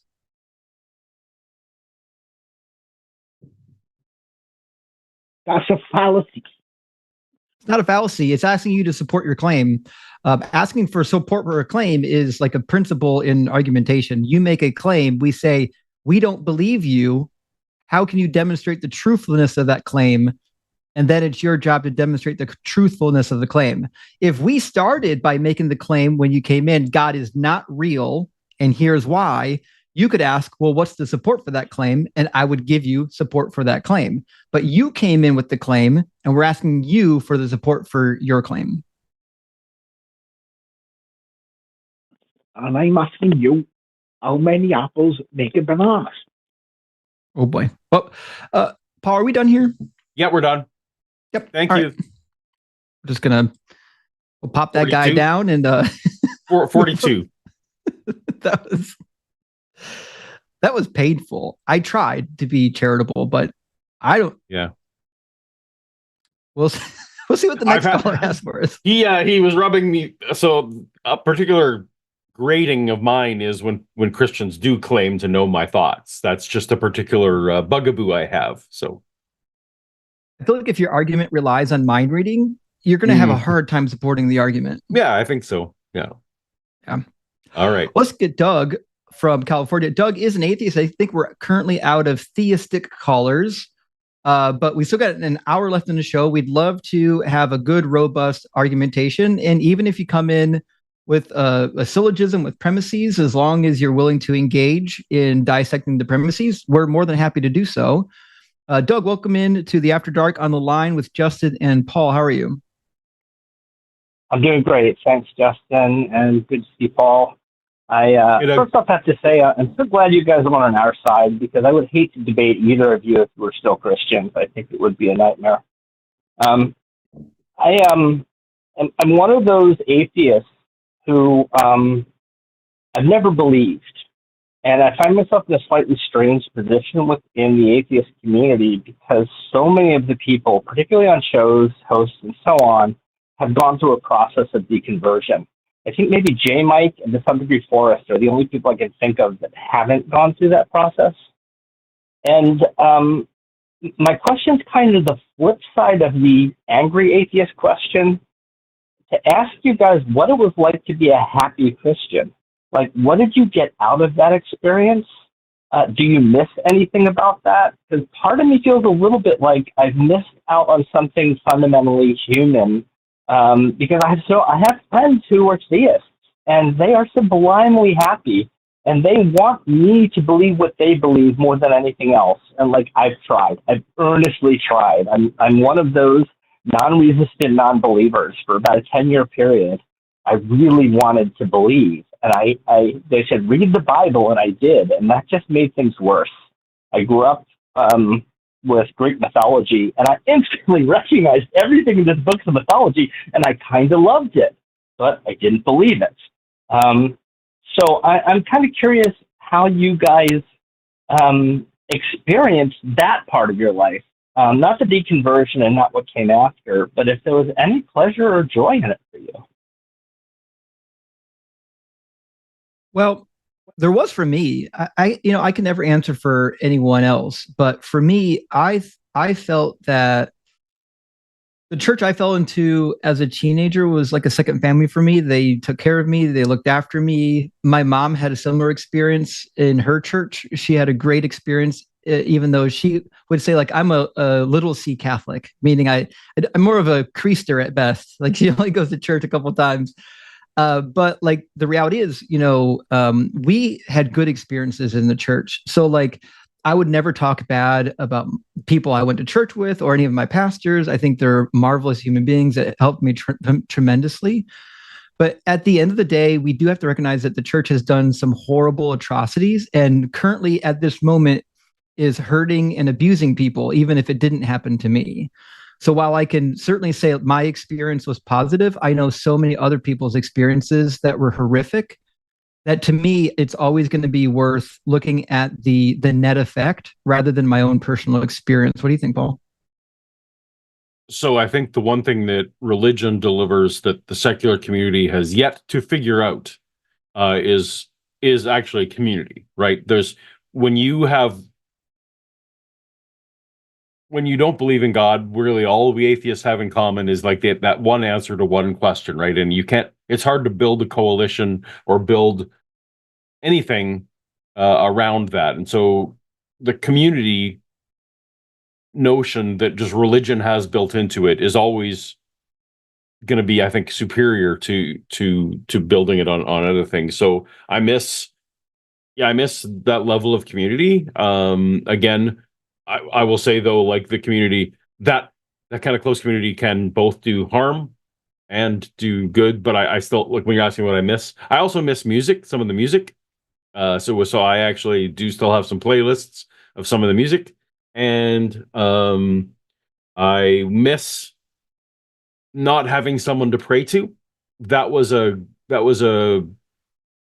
go-to for me for a lot of decades. That what it probably came down to is, it was, if you can't get an answer in a test, or I can't find my contact lens, or traffic is stuck, or whatever, I could throw up prayers. I now realize what I was doing was calming myself down, right? There's psychology of what's actually happening when you're throwing out prayers. But I got to admit, I miss that sometimes. And also the weird joy that I had on my baptism day, and I know that it was basically from affirmation from my community, but I still kind of remember that as a very, very positive thing. But again, I wouldn't go back to it for any of that. Like, you've heard me discuss before, like, do you care if it's true, or do you care if it has utility? Because lots of things have utility. I think that all the utility that a church provides is replaceable without the harmful parts. And if we really need to get into it, we can start listing all the harmful parts. There's both the actions and the epistemic harm. But I mean, there's a handful of things that if you say, do you miss anything at all about it? Yeah, there's a handful of things I miss. But I don't think, like, I envy you not having ever been in it. So the grass it's always... You don't need to convince me of the harms. I took calls for ROR over the pandemic for a year and a half. Including a 4-hour marathon where I was talking to a Muslim woman who was hiding in a hotel room because her husband was coming to, a 60-year-old woman, her husband was coming to reclaim her, and she couldn't call her family because they would have ratted her out. She couldn't call the police. She couldn't call anyone. It was absolutely horrifying. The stories I heard about people being terrified about hell and everything else were just, it was heartbreaking. I ended up having to stop because it was too much. And I'm a little bit ashamed of that, because I feel like it's such an important thing for people to be doing. But boy, it was intense. But I'm perplexed as to what it is that people get from it that makes it so easy for them to override just rationality and thought. And maybe it is that sense of community. I don't know. I'm lucky to have that elsewhere, and I get that from this community. Being part of the in-group, it doesn't matter what the in-group is. The in-group could be, in 1930s Germany, or you name the in-group, a Mongol horde. It doesn't matter. When you're in the in-group, you automatically have benefits that the out-group doesn't have, right? And I think here in the West, as long as Christianity has been in, or any church, whatever the religion, they provide you in-group benefits. But I think we would all recognize that in-group benefits often come at the expense of the out-group. I guess so. The question is, like, what do we do about that? How do we build that community? How do we create a structure that replaces that? What is as heady as being told that you have an afterlife that we can give to people to make their lives meaningful now? Maybe there's nothing. I don't know. I unfortunately don't have an answer to that. I don't know if Justin has an answer to that. I feel like I would be doing it if I knew what the answer to that was. I've been pretty intentional with my channel of trying to build community, because I realize that's the thing that people miss the most, that brings a lot of joy to them. I think we lose a lot of human connection in life. And we have to be intentional about building connections. And sometimes it's online. Like, we've got a huge Discord community. where all kinds of people deconstructing, hang out and do questions and answers and video chat with each other. But also there are humanist groups. Most states now, if you live in populated areas, will have secular humanist groups that do pretty regular meetings. Or even if you're like, if you're in a location, sometimes you'll find like satanic temples. Satanic temples are really just humanist groups. And they really provide a lot of fellowship and structure for people as well. So like there are groups that are reproducing this communal nature. It's just that we're playing catch up. We're such a small segment of the population. We're growing, but we're probably not growing fast enough to keep up with the demand. But if you live in a state, look in your state for a humanist group, a secular humanist group, a satanic temple, because they are trying to fit that community need. Well, I appreciate that, and I won't take any more of your time. Thank you for taking my call, and what you guys do here is providing that, at least for me, and I deeply appreciate it. So thank you. Hey, Doug, I feel like you asked, other than that, Mrs. Lincoln, how was the play? Is a little bit... No, not at all. Not at all. Yeah, all right. Fair enough. Thanks, Doug. Cheers. And there's a lot of people that just come on to the live streams on like the line and places where we hang out and talk about this kind of stuff. And I've seen a lot of people just like connect in the chat, and before you know it, you're like, hey, I've made this friend, but just messing around in the live stream chat. So like we have communities that are all around us sometimes, but they're hard to detect. But the more active we are in even what we call these like small minor communities, the easier it is to get that human connection. But you just have to be kind of intentional. You have to be sometimes reach out and do uncomfortable things, Well, I'm curious about the utility truth argument because I'm utilitarian, but like is there a case to be made that knowing what is true is always like a better utility than the opposite? No, I don't know that is the case to be made, but it's just a weird choice that I have made in my life. I actually think that I've had this conversation with some Christians that are like, they understand, I don't think this is true, but I am here for the social benefit. That now I argue that by being associated with a group, that you are actually lending them some ability to do harm just by being a number and some of those kind of things. But I feel like it is a discussion to be had where it is literally like, I'm just accepting the utility of this. I have chosen in my life that I think partially because of that burn that you talked about, that angry atheist thing, right? Where it's, I still feel hurt by being lied to, that, so I don't want to be that again. So for me, I don't even begin to talk about the utility idea. So that's kind of where I'm at. I understand. I don't think that's a universal should. I don't even believe in universal shoulds, but it's a choice I've made. Yeah. I agree with that.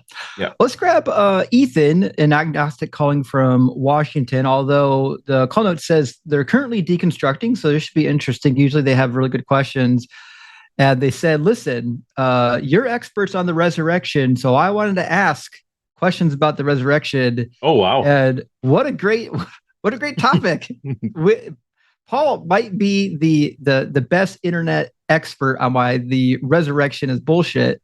And I'm also keen on the topic. So welcome in. You're on the line, Ethan, with Justin and Paul. How are you? I'm doing good. Thank you. That's kind of, you explained it exactly. I'm in the process of leaving like fundamentalist Christianity. And that's kind of like one thing that's kind of kept me in with with Christianity is just like the resurrection story. Because I guess what you could say is, okay, maybe it didn't happen, but you couldn't say that his disciples didn't think it happened. You know what I mean? Or at least the early church didn't. Okay, well, the early church believed that he was resurrected. Sure, but you understand that all religions have adherents, right? That believe the tenets of their religion. Yeah, but this was a belief that it's started but it's from unsurprising that it's just unsurprising that the followers believed, right? That's kind of definitionally true. Yeah, definitionally true. Yeah. So are you of the opinion that there are any eyewitnesses to Jesus's resurrection who believed it was true? I don't know. It depends on who you think authored the Gospels. But I would say I'm asking what you think. Yeah, Luke and Mark. I mean, So, Mark. Yeah. Do you think that either Mark or Luke met Jesus? No. Mark was going from Peter's testimony. So and Luke was going from Paul. Right. Do you think Paul met Jesus? No, not in person. No. Okay, so Luke is even one step. So the Luke train is weird that you had mentioned Paul, because Paul didn't meet Jesus, and Luke. If I accept this, that Luke was going after Paul, it's just a second hand didn't meet Jesus. So that's not much to put your weight on. Do you think the other? It's weird that you went to those two gospels that don't even claim to be eyewitnesses. Do you think that that Matthew or John wrote those books? No, I don't think John did. I don't know about Matthew. Okay, so I don't know about Matthew. Okay, so who is your list of people that you think saw resurrected Jesus? Like eyewitnesses that we have accounts for? Probably, I would go with Mark, I guess. But Mark didn't meet Jesus, but Mark didn't meet Jesus, you said. Okay, yeah. So, they actually wrote it down themselves? No one. No one. Okay. So every story that we have about it is from, at best, second hand, but possibly ninth hand, as far as we know.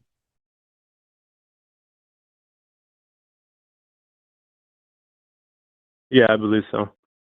Okay. Yeah.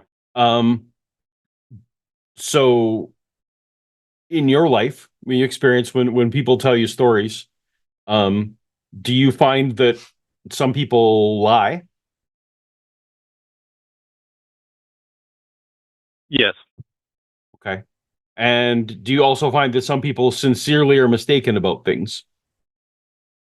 Yeah, of course. Okay, and those are relatively frequent, right? Like, people are sincerely mistaken about stuff all the time, and people lie about stuff all the time. I think you would agree that those are pretty common, unspectacular things that happen. Correct. Right? Yeah.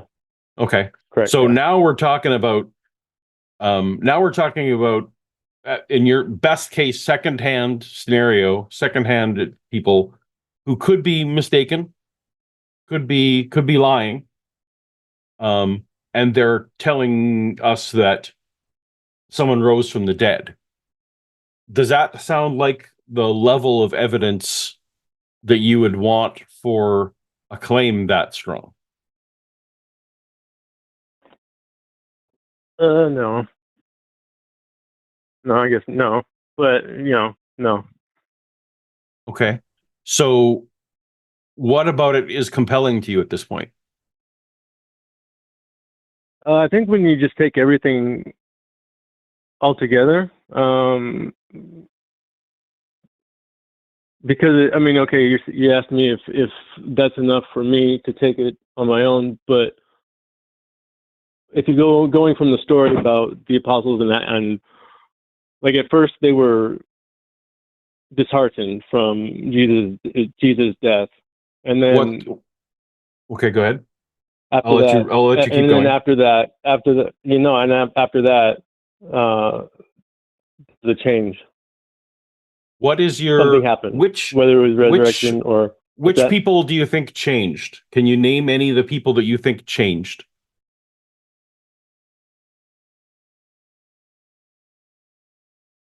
Just going off the top of my head, just who?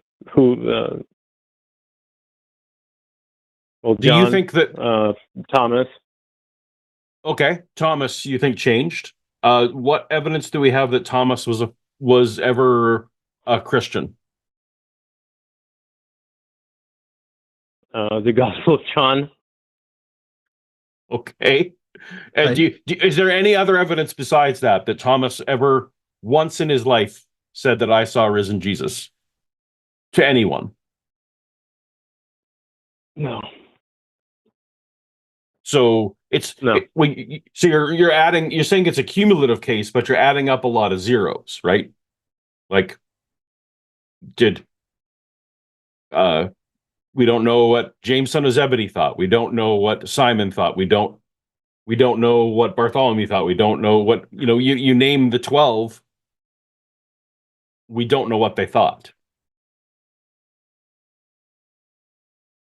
So it's tough for me to say that there's an accumulation of their changed lives when no one documented that their lives changed. Well, true. I mean, I guess the only thing I would say about that is what would it be reasonable for me to expect from, if it did happen, what could I expect from that time frame other than people writing it down on parchment and telling the stories to each other and going out and spreading this community? Well, for example, maybe Jesus could have showed up and had a conversation with someone who wasn't one of his followers.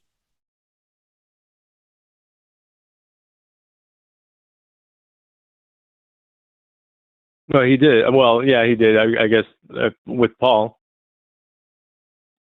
Do you think that physical Jesus talked to Paul? No, I mean, it doesn't say. It doesn't really say what it was. Well, Paul describes himself as having visions, right? I thought it was more of a. Sure. I mean, it doesn't really. From what I read, it wasn't really like specific, but yeah, you could say vision. Well, I guess no. So there's the Book of Acts, and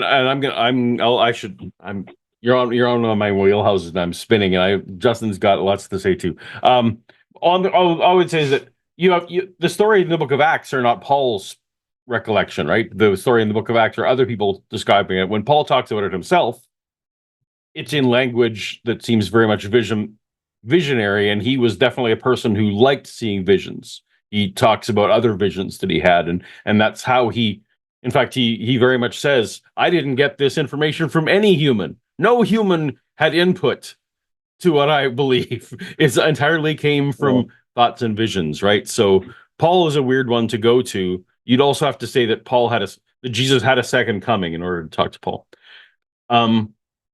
That's a lot of stuff for me. I'm going to pass this off because I feel like I've said too many words in a row. Justin, do you have any questions for Ethan? I always love watching Paul talk about resurrection. I agree with everything Paul said, because if the Gospels are the only evidence we have, the Gospels are just simply not eyewitnesses, right? So we don't know what the disciples actually believed, both before and after the resurrection. We know what other people said about them, right? So that's the biggest problem. And I would add, we've got other accounts from the ancient world of resurrections that sound just like the Gospels. So there's a guy that I bring up a lot named Aristeas that was written by Herodotus, Pliny, Apollonius, Diodorus, and even Plutarch mentions this resurrection of a guy named Aristeas, a kid actually. He's a young man who dies in a fuller's shop, and he appears often and frequently after his death to people, the Proconesians, and a location in Metapontion. So we've got these stories of this guy named Aristeas, and even Herodotus says in Book 4 of Histories, he says, what follows, I know happened to the people of Metapontion. And then he gives the account of Aristeas appearing to them. And they even set up a statue next to the statue of Zeus or Apollo of this Aristeas character. They believed, well, he must have been deified after his death. So this is a real individual that masses of people believed, that died, resurrected, and made appearances over the course of hundreds of years, so much so that it had its own cult. That cult would still be here today if the Romans hadn't have destroyed it when Christianity was taken over by Constantine, right?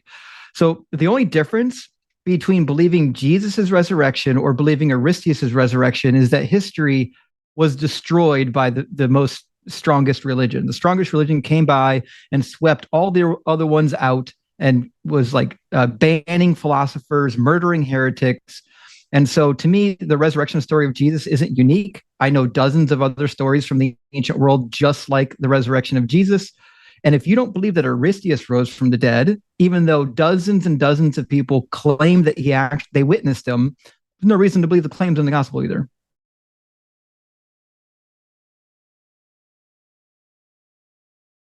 Okay. You said something at the very beginning. We don't know. We don't know what they said. We only have claims of what they said. Do you remember what you said?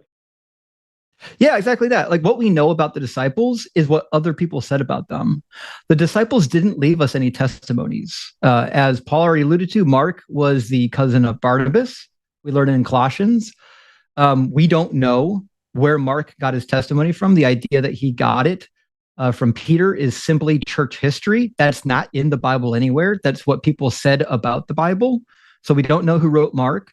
Luke tells you he's not an eyewitness in the very introduction of it. He claims he's recording other people's testimonies. John chapter 21 denotes that they're collecting testimonies and that there's multiple authors. In fact, in chapter 1, the authors are claiming to collect the testimony of John the Baptist. So we've got multiple authors in John that are going around collecting testimonies from people, some of them possibly the disciples, if you believe what's written. And then you've got the Gospel of Matthew. Gospel of Matthew, we have no idea if Matthew actually wrote it. The earliest manuscript, P1, doesn't contain Matthew's name where you would expect the name of Matthew to appear. Matthew disagrees heavily with Pauline theology. Like, do you really believe that Jesus, throughout all of Matthew, emphasized over and over again that you have to follow the law to go to heaven? In fact, when the rich young ruler comes to him, he says, what must I do to inherit eternal life? He says, follow the commandments. Which ones? And then he enumerates some of them. And they're not all the 10 commandments. There's actually the commands of Moses. The two most important commandments in Matthew chapter 2, neither one of them part of the 10 commandments. One comes from Deuteronomy 6, one comes from Leviticus 19. And so the two most important commandments ever just come from the corpus of Mosaic laws. Matthew 5, he said, if you want to be great in the kingdom of heaven, you have to follow these laws and teach others to follow the law. And then after he died and rose and sent his disciples out in Matthew 28, he tells his disciples, go and make disciples of the nations and teach them all of the commands that I've commanded you, which includes following the law. So if Matthew was a true disciple, he was actually there and he's got a Judaizing Jesus. Paul comes along and says, I talked to Jesus personally, and you don't need to follow any of this law. In fact, if you circumcise, Jesus is no use to you. He directly, Ephesians chapter 2, contradicts Jesus' own words. Jesus said, I did not come to abolish the law. Jesus says, or Paul says in Ephesians 2, 14 and 15, specifically that he did abolish the law and all of its commandments and precepts. So the reality is somebody's lying. Somebody is purporting to be an eyewitness and they're not. And we have no way of knowing which one's lying. Okay. All right. Yeah. It's just okay. There's a lot of information. Sorry, I don't. It takes me a while to process information. That's okay. But Ethan, one of the things you can just think about is all we have is testimony. I know. It sucks that in that time, really all we can have is testimony. That sucks. Although we could have had coins and there's other things you could have had, but all we have is testimony. But is it more likely that someone is lying or mistaken, or that someone rose from the dead? Just, when we're talking about hearsay testimony, it just, to me, testimony alone will never be a sufficient reason to believe those kind of stories. And that's, you don't have to get into all the weeds about all that other stuff. We can if you want to, and we geek out about it. But ultimately it comes down to, is testimony alone, and this is even worse, it's anonymous hearsay testimony, sufficient for you to believe a claim like that? If it is, I don't know what to tell you. Great. Enjoy your life. But for me, that's never going to be enough. And the Holy Spirit can fix that. The Holy Spirit can come and intervene and make other parts of it. Like, that's cool. But if the whole reason you're believing it is because of, again, I would earn hearsay anonymous testimony, it's pretty shaky ground. You'd be believing a lot of things if that was your standard. No, yeah, you're right. And that's Let me ask you a question. Kind of gets me is I'd have to believe a lot of other stuff. What's up? Ethan, do you believe that the Gospels were inspired? Yeah, kind of. Okay. Let me ask you a question. Yeah. Like, if you know anything about the Gospels, you're going to find all kinds of contradictions. They don't agree on a lot of stuff. They quote the Old Testament wrong over and over again. Like in the book of Matthew, just page 1, there's like 5 contradictions. The very beginning of Mark, chapter 1, the first paragraph has a contradiction. It says that something is attributed to the prophet Isaiah when it was actually not attributed to Isaiah. And then we find the same thing all over, right? So the Gospels all over and over again are just saying things that aren't true. So I think if that's the case, then one, God might have inspired them, but then they were corrupted, which means maybe we shouldn't trust them. Option number 2, God didn't inspire them. Option number 3, they're just mythology. But like you have to deal, like if the Gospels over and over again just say things that are patently false, then I don't know if we should trust it when it makes the big claims, like Jesus rose from the dead. If it can't get right who like the children of Joram is, or who the father of Jeconiah is, if it can't get that stuff right, then I'm certainly not going to trust it when it says a guy rose from the dead. Do you see the problem? Yeah, I see the problem. I mean, you know how it is in the church. There's an excuse for everything. I mean, I know there's contradictions, and there's always a theological reason why there is. Like, there's always for the harmonies. generations of everything. Yep. Yeah. So I guess the contradictions never bothered me too much, but I mean, I do know like the prophecy for Jesus doesn't really match the Isaiah prophecy, and then you can't line up a lot of a lot of the claims that. What's that? So if you're going on testimony, I guess I don't understand why you're not a Mormon, why you're not a Muslim, why you don't believe in UFOs. These things confuse me because there's alien abductions. There's people alive today on videotape who will tell you all about their testimonies about that stuff. So if testimony alone is good enough for that, there's a lot of stuff you should be believing. Yeah. No, I know. You're right. And I mean, I guess a lot of the stuff I tell myself is it's not just the testimonies.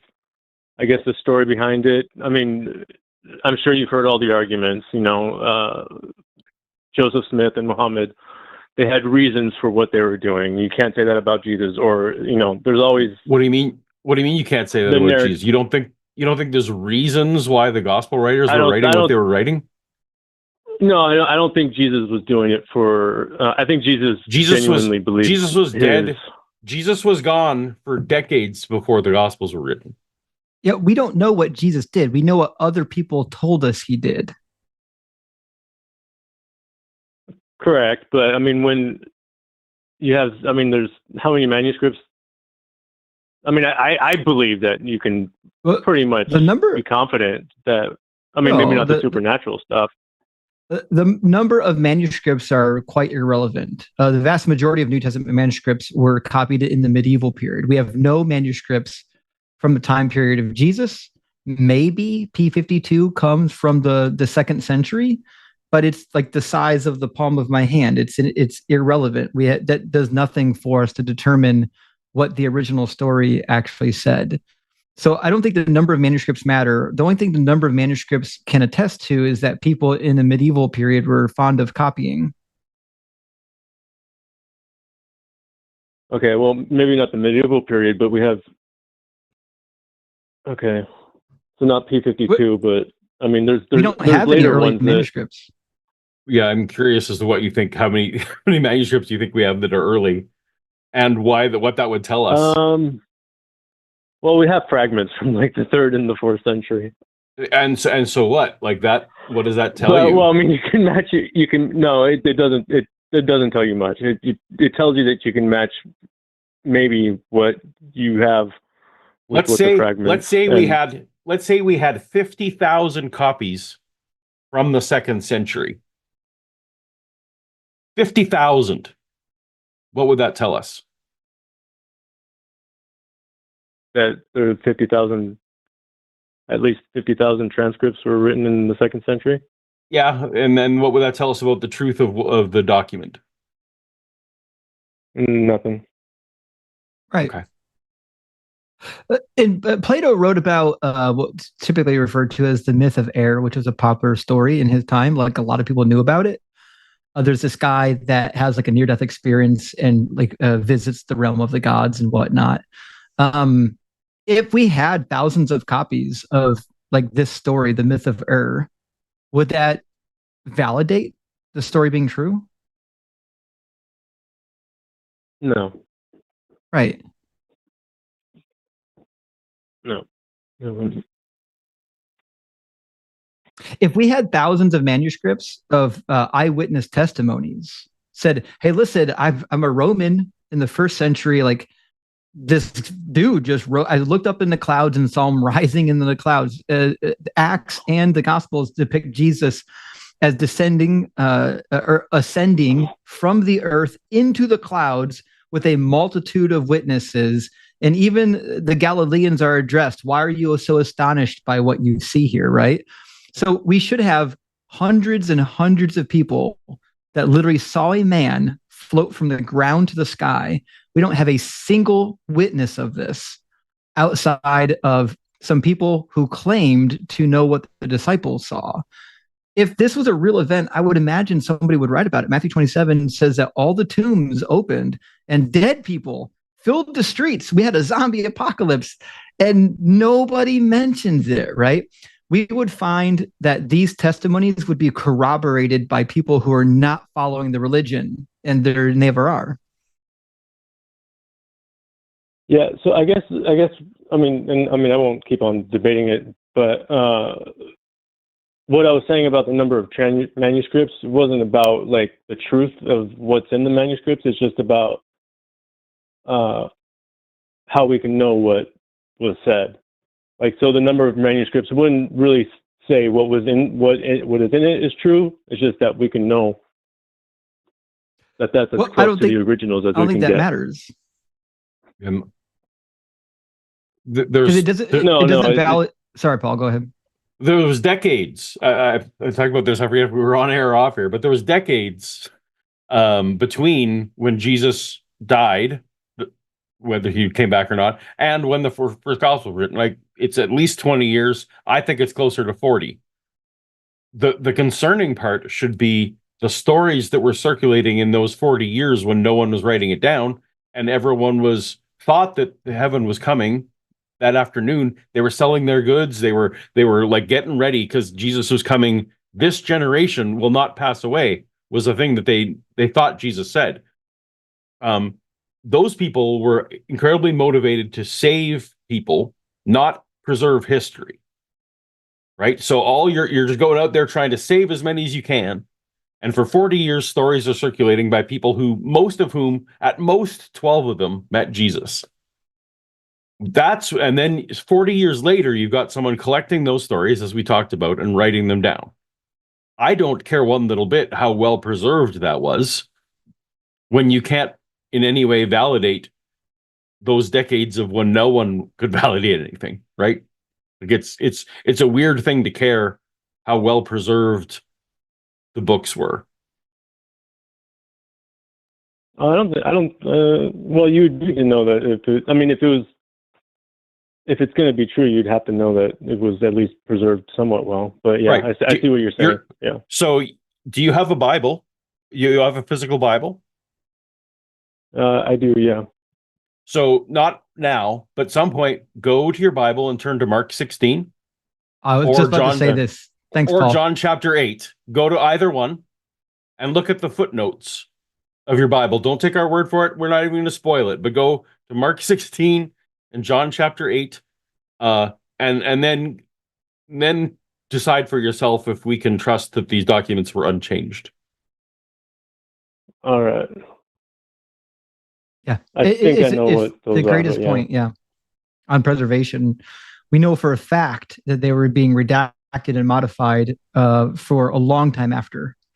In fact, I believe the redaction of Mark at the long ending came after the book of John was published, and they added the ending in order to try to bring it into alignment with John, which means sometime later, people were still modifying the story based on just trying to make it sound legit, despite none of them being eyewitnesses.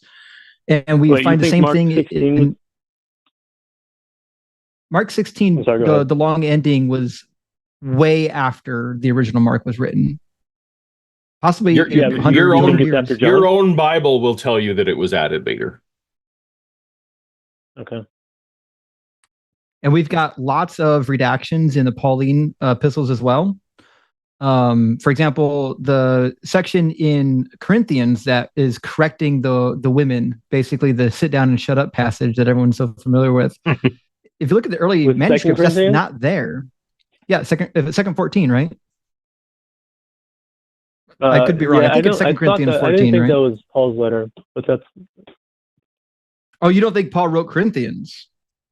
Second Corinthians? No, I don't think he did. That's more skeptical than me. I think he did. Yeah, I actually think he did. But but the famous passage from Paul on sit down and shut up to the women, it's got to be 1 Corinthians 14. Anyways, nevertheless, that if you look at the earliest manuscripts is vacant. It's not there. And then it shows up at some later time in footnotes. And what we find is the footnote eventually makes its way into the text. And then we've got subsequent revisions where it's floating around in different spots in the text before it finds a stable position within the copying history. So the reality is, like, we know for a fact that these passages were being changed and modified for hundreds of years after the text was written.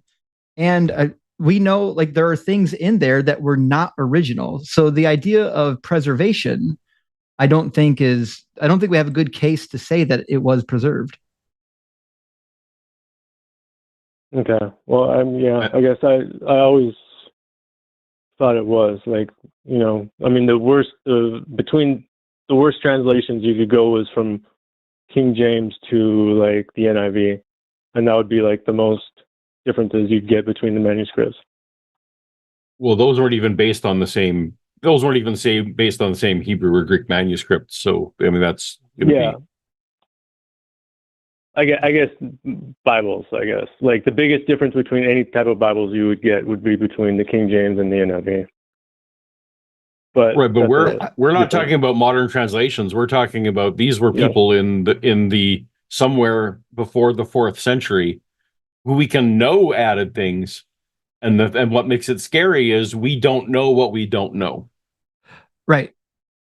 Paul is saying that the Greek manuscripts of the New Testament were modified, not the translations. Also, just to update, I grabbed my Bible. It is 1 Corinthians 14. This is an official Pauline letter. And we know that the official Pauline letter was modified. But even I'm saying, 1 Corinthians 14, they're not great verses to begin with, so they could definitely be gone.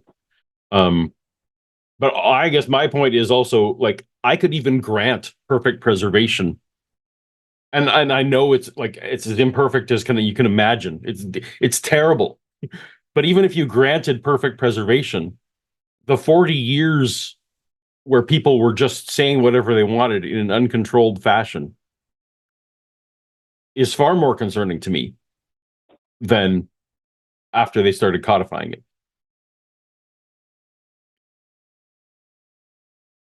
Yeah, I might be unique in that, but for me, that's like, who cares when it? Yeah, I mean, I totally agree with stuff Paul's like that. point. I always just told myself whether or not it's preserved is irrelevant to whether or not it's true.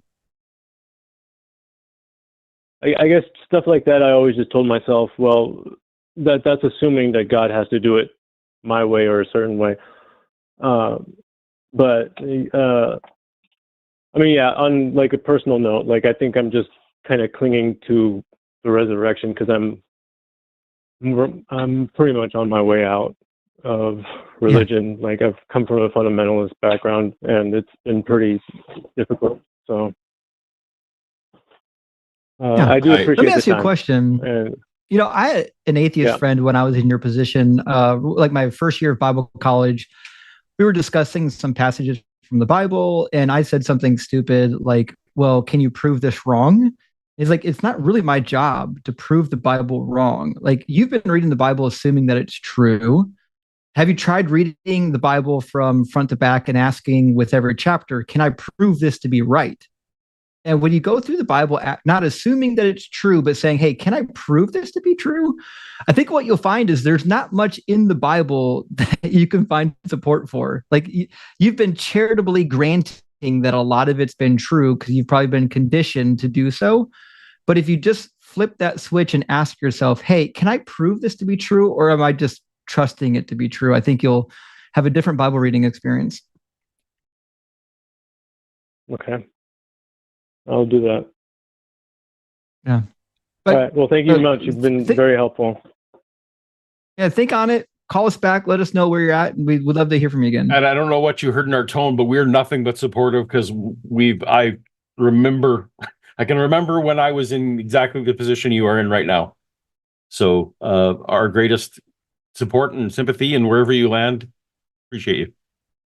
Yeah. Right. We know Thank it's hard. Much. It's difficult. No. We got your back. Yeah, it's been a roller coaster. Sometimes it's really great, but sometimes I'm looking back on everything. I literally just stopped going to church like 2 weeks ago or 3 weeks ago, maybe. So yeah, we'll see what happens. We'll call again if you want to talk more through. All right, sounds good. Thank you much. Thanks, Ethan. Buddy. Bye. Paul, I don't know what your experience was like. When I was leaving, I felt like it was hard to put in the words what I was feeling. But I remember I read in one of Bart Ehrman's books, he said that he was drug away from the faith, kicking and screaming. And I thought that was kind of a good way to explain how it was for me. What was it like for you? Oh, no, absolutely. It was with tears. I very much remember my last month or two was just me daily calling out, like, God, if you were there, like, just save me from this mistake I'm about to make. Like, it was, I wanted it. I wanted it to be true so badly.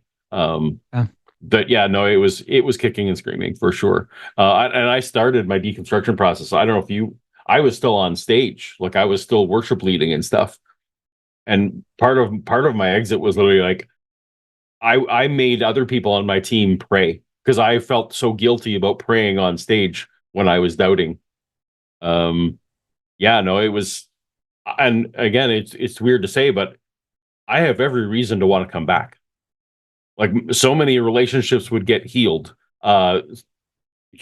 Afterlife sounds great, you know, like all these, there's all, but I just, you know, at this point, unless I can figure out that it's true, the benefits can't get there. So this has been fun. Apparently lines are closed.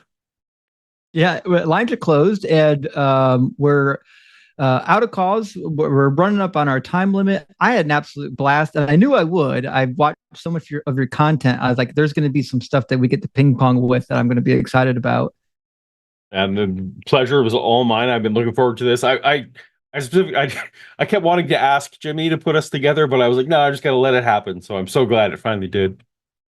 It certainly did. Now, friends, don't miss the other shows this week. Skeptalk on Monday night, Chewed Gum Wednesday, and then Matt Delhoney and the Hang Up on Wednesday. Did I say that? Wednesday is Hang Up. Sorry, Tuesday is Chewed Gum. I hope I said that correctly. Thursday, we got TACIS, and then we may or may not have a Cus I Wanna episode on Friday, but we do have a Cus I Wanna episode airing on Friday with John Gleason. So we've got shows every day this week other than Friday, which actually could get filled out between now and then. So we got lots of stuff happening. We absolutely love to see the support for all of the shows. We have got so many great hosts on the line that I find myself often tuning in and learning. Like everyone thinks that like I went to school and like I don't learn stuff from other people, but I do. I tune in and I watch Paul, I watch Matt, I watch all kinds of people, and I'm always learning from this community. So you guys know that this is an awesome, awesome community. So we got to support all the hosts. All right, I think. All right. Sorry, Paul. You got anything to add? You just froze, so I was wondering if I had to take over. You're good. Oh, sorry. Yeah, I'm so sorry about my freezing camera. I'm out of town, and I got an Airbnb that was supposed to have like exceptional Wi-Fi. And my live stream on Friday was amazing, no problems. Today, I don't know what's happening, but like there might be a discussion afterwards about the Wi-Fi. But anyways, like that was the deciding factor of getting this one. But nevertheless, thank you so much for putting up with my freezing camera. And I had a great time. Paul, I'm sure we'll be able to do it again. Friends, stay curious. We'll see you soon. Oh, and thanks to our mods and the screeners. Yeah. Appreciate you all. Don't forget to go to patreon.com/calltheline. Thanks, Lux.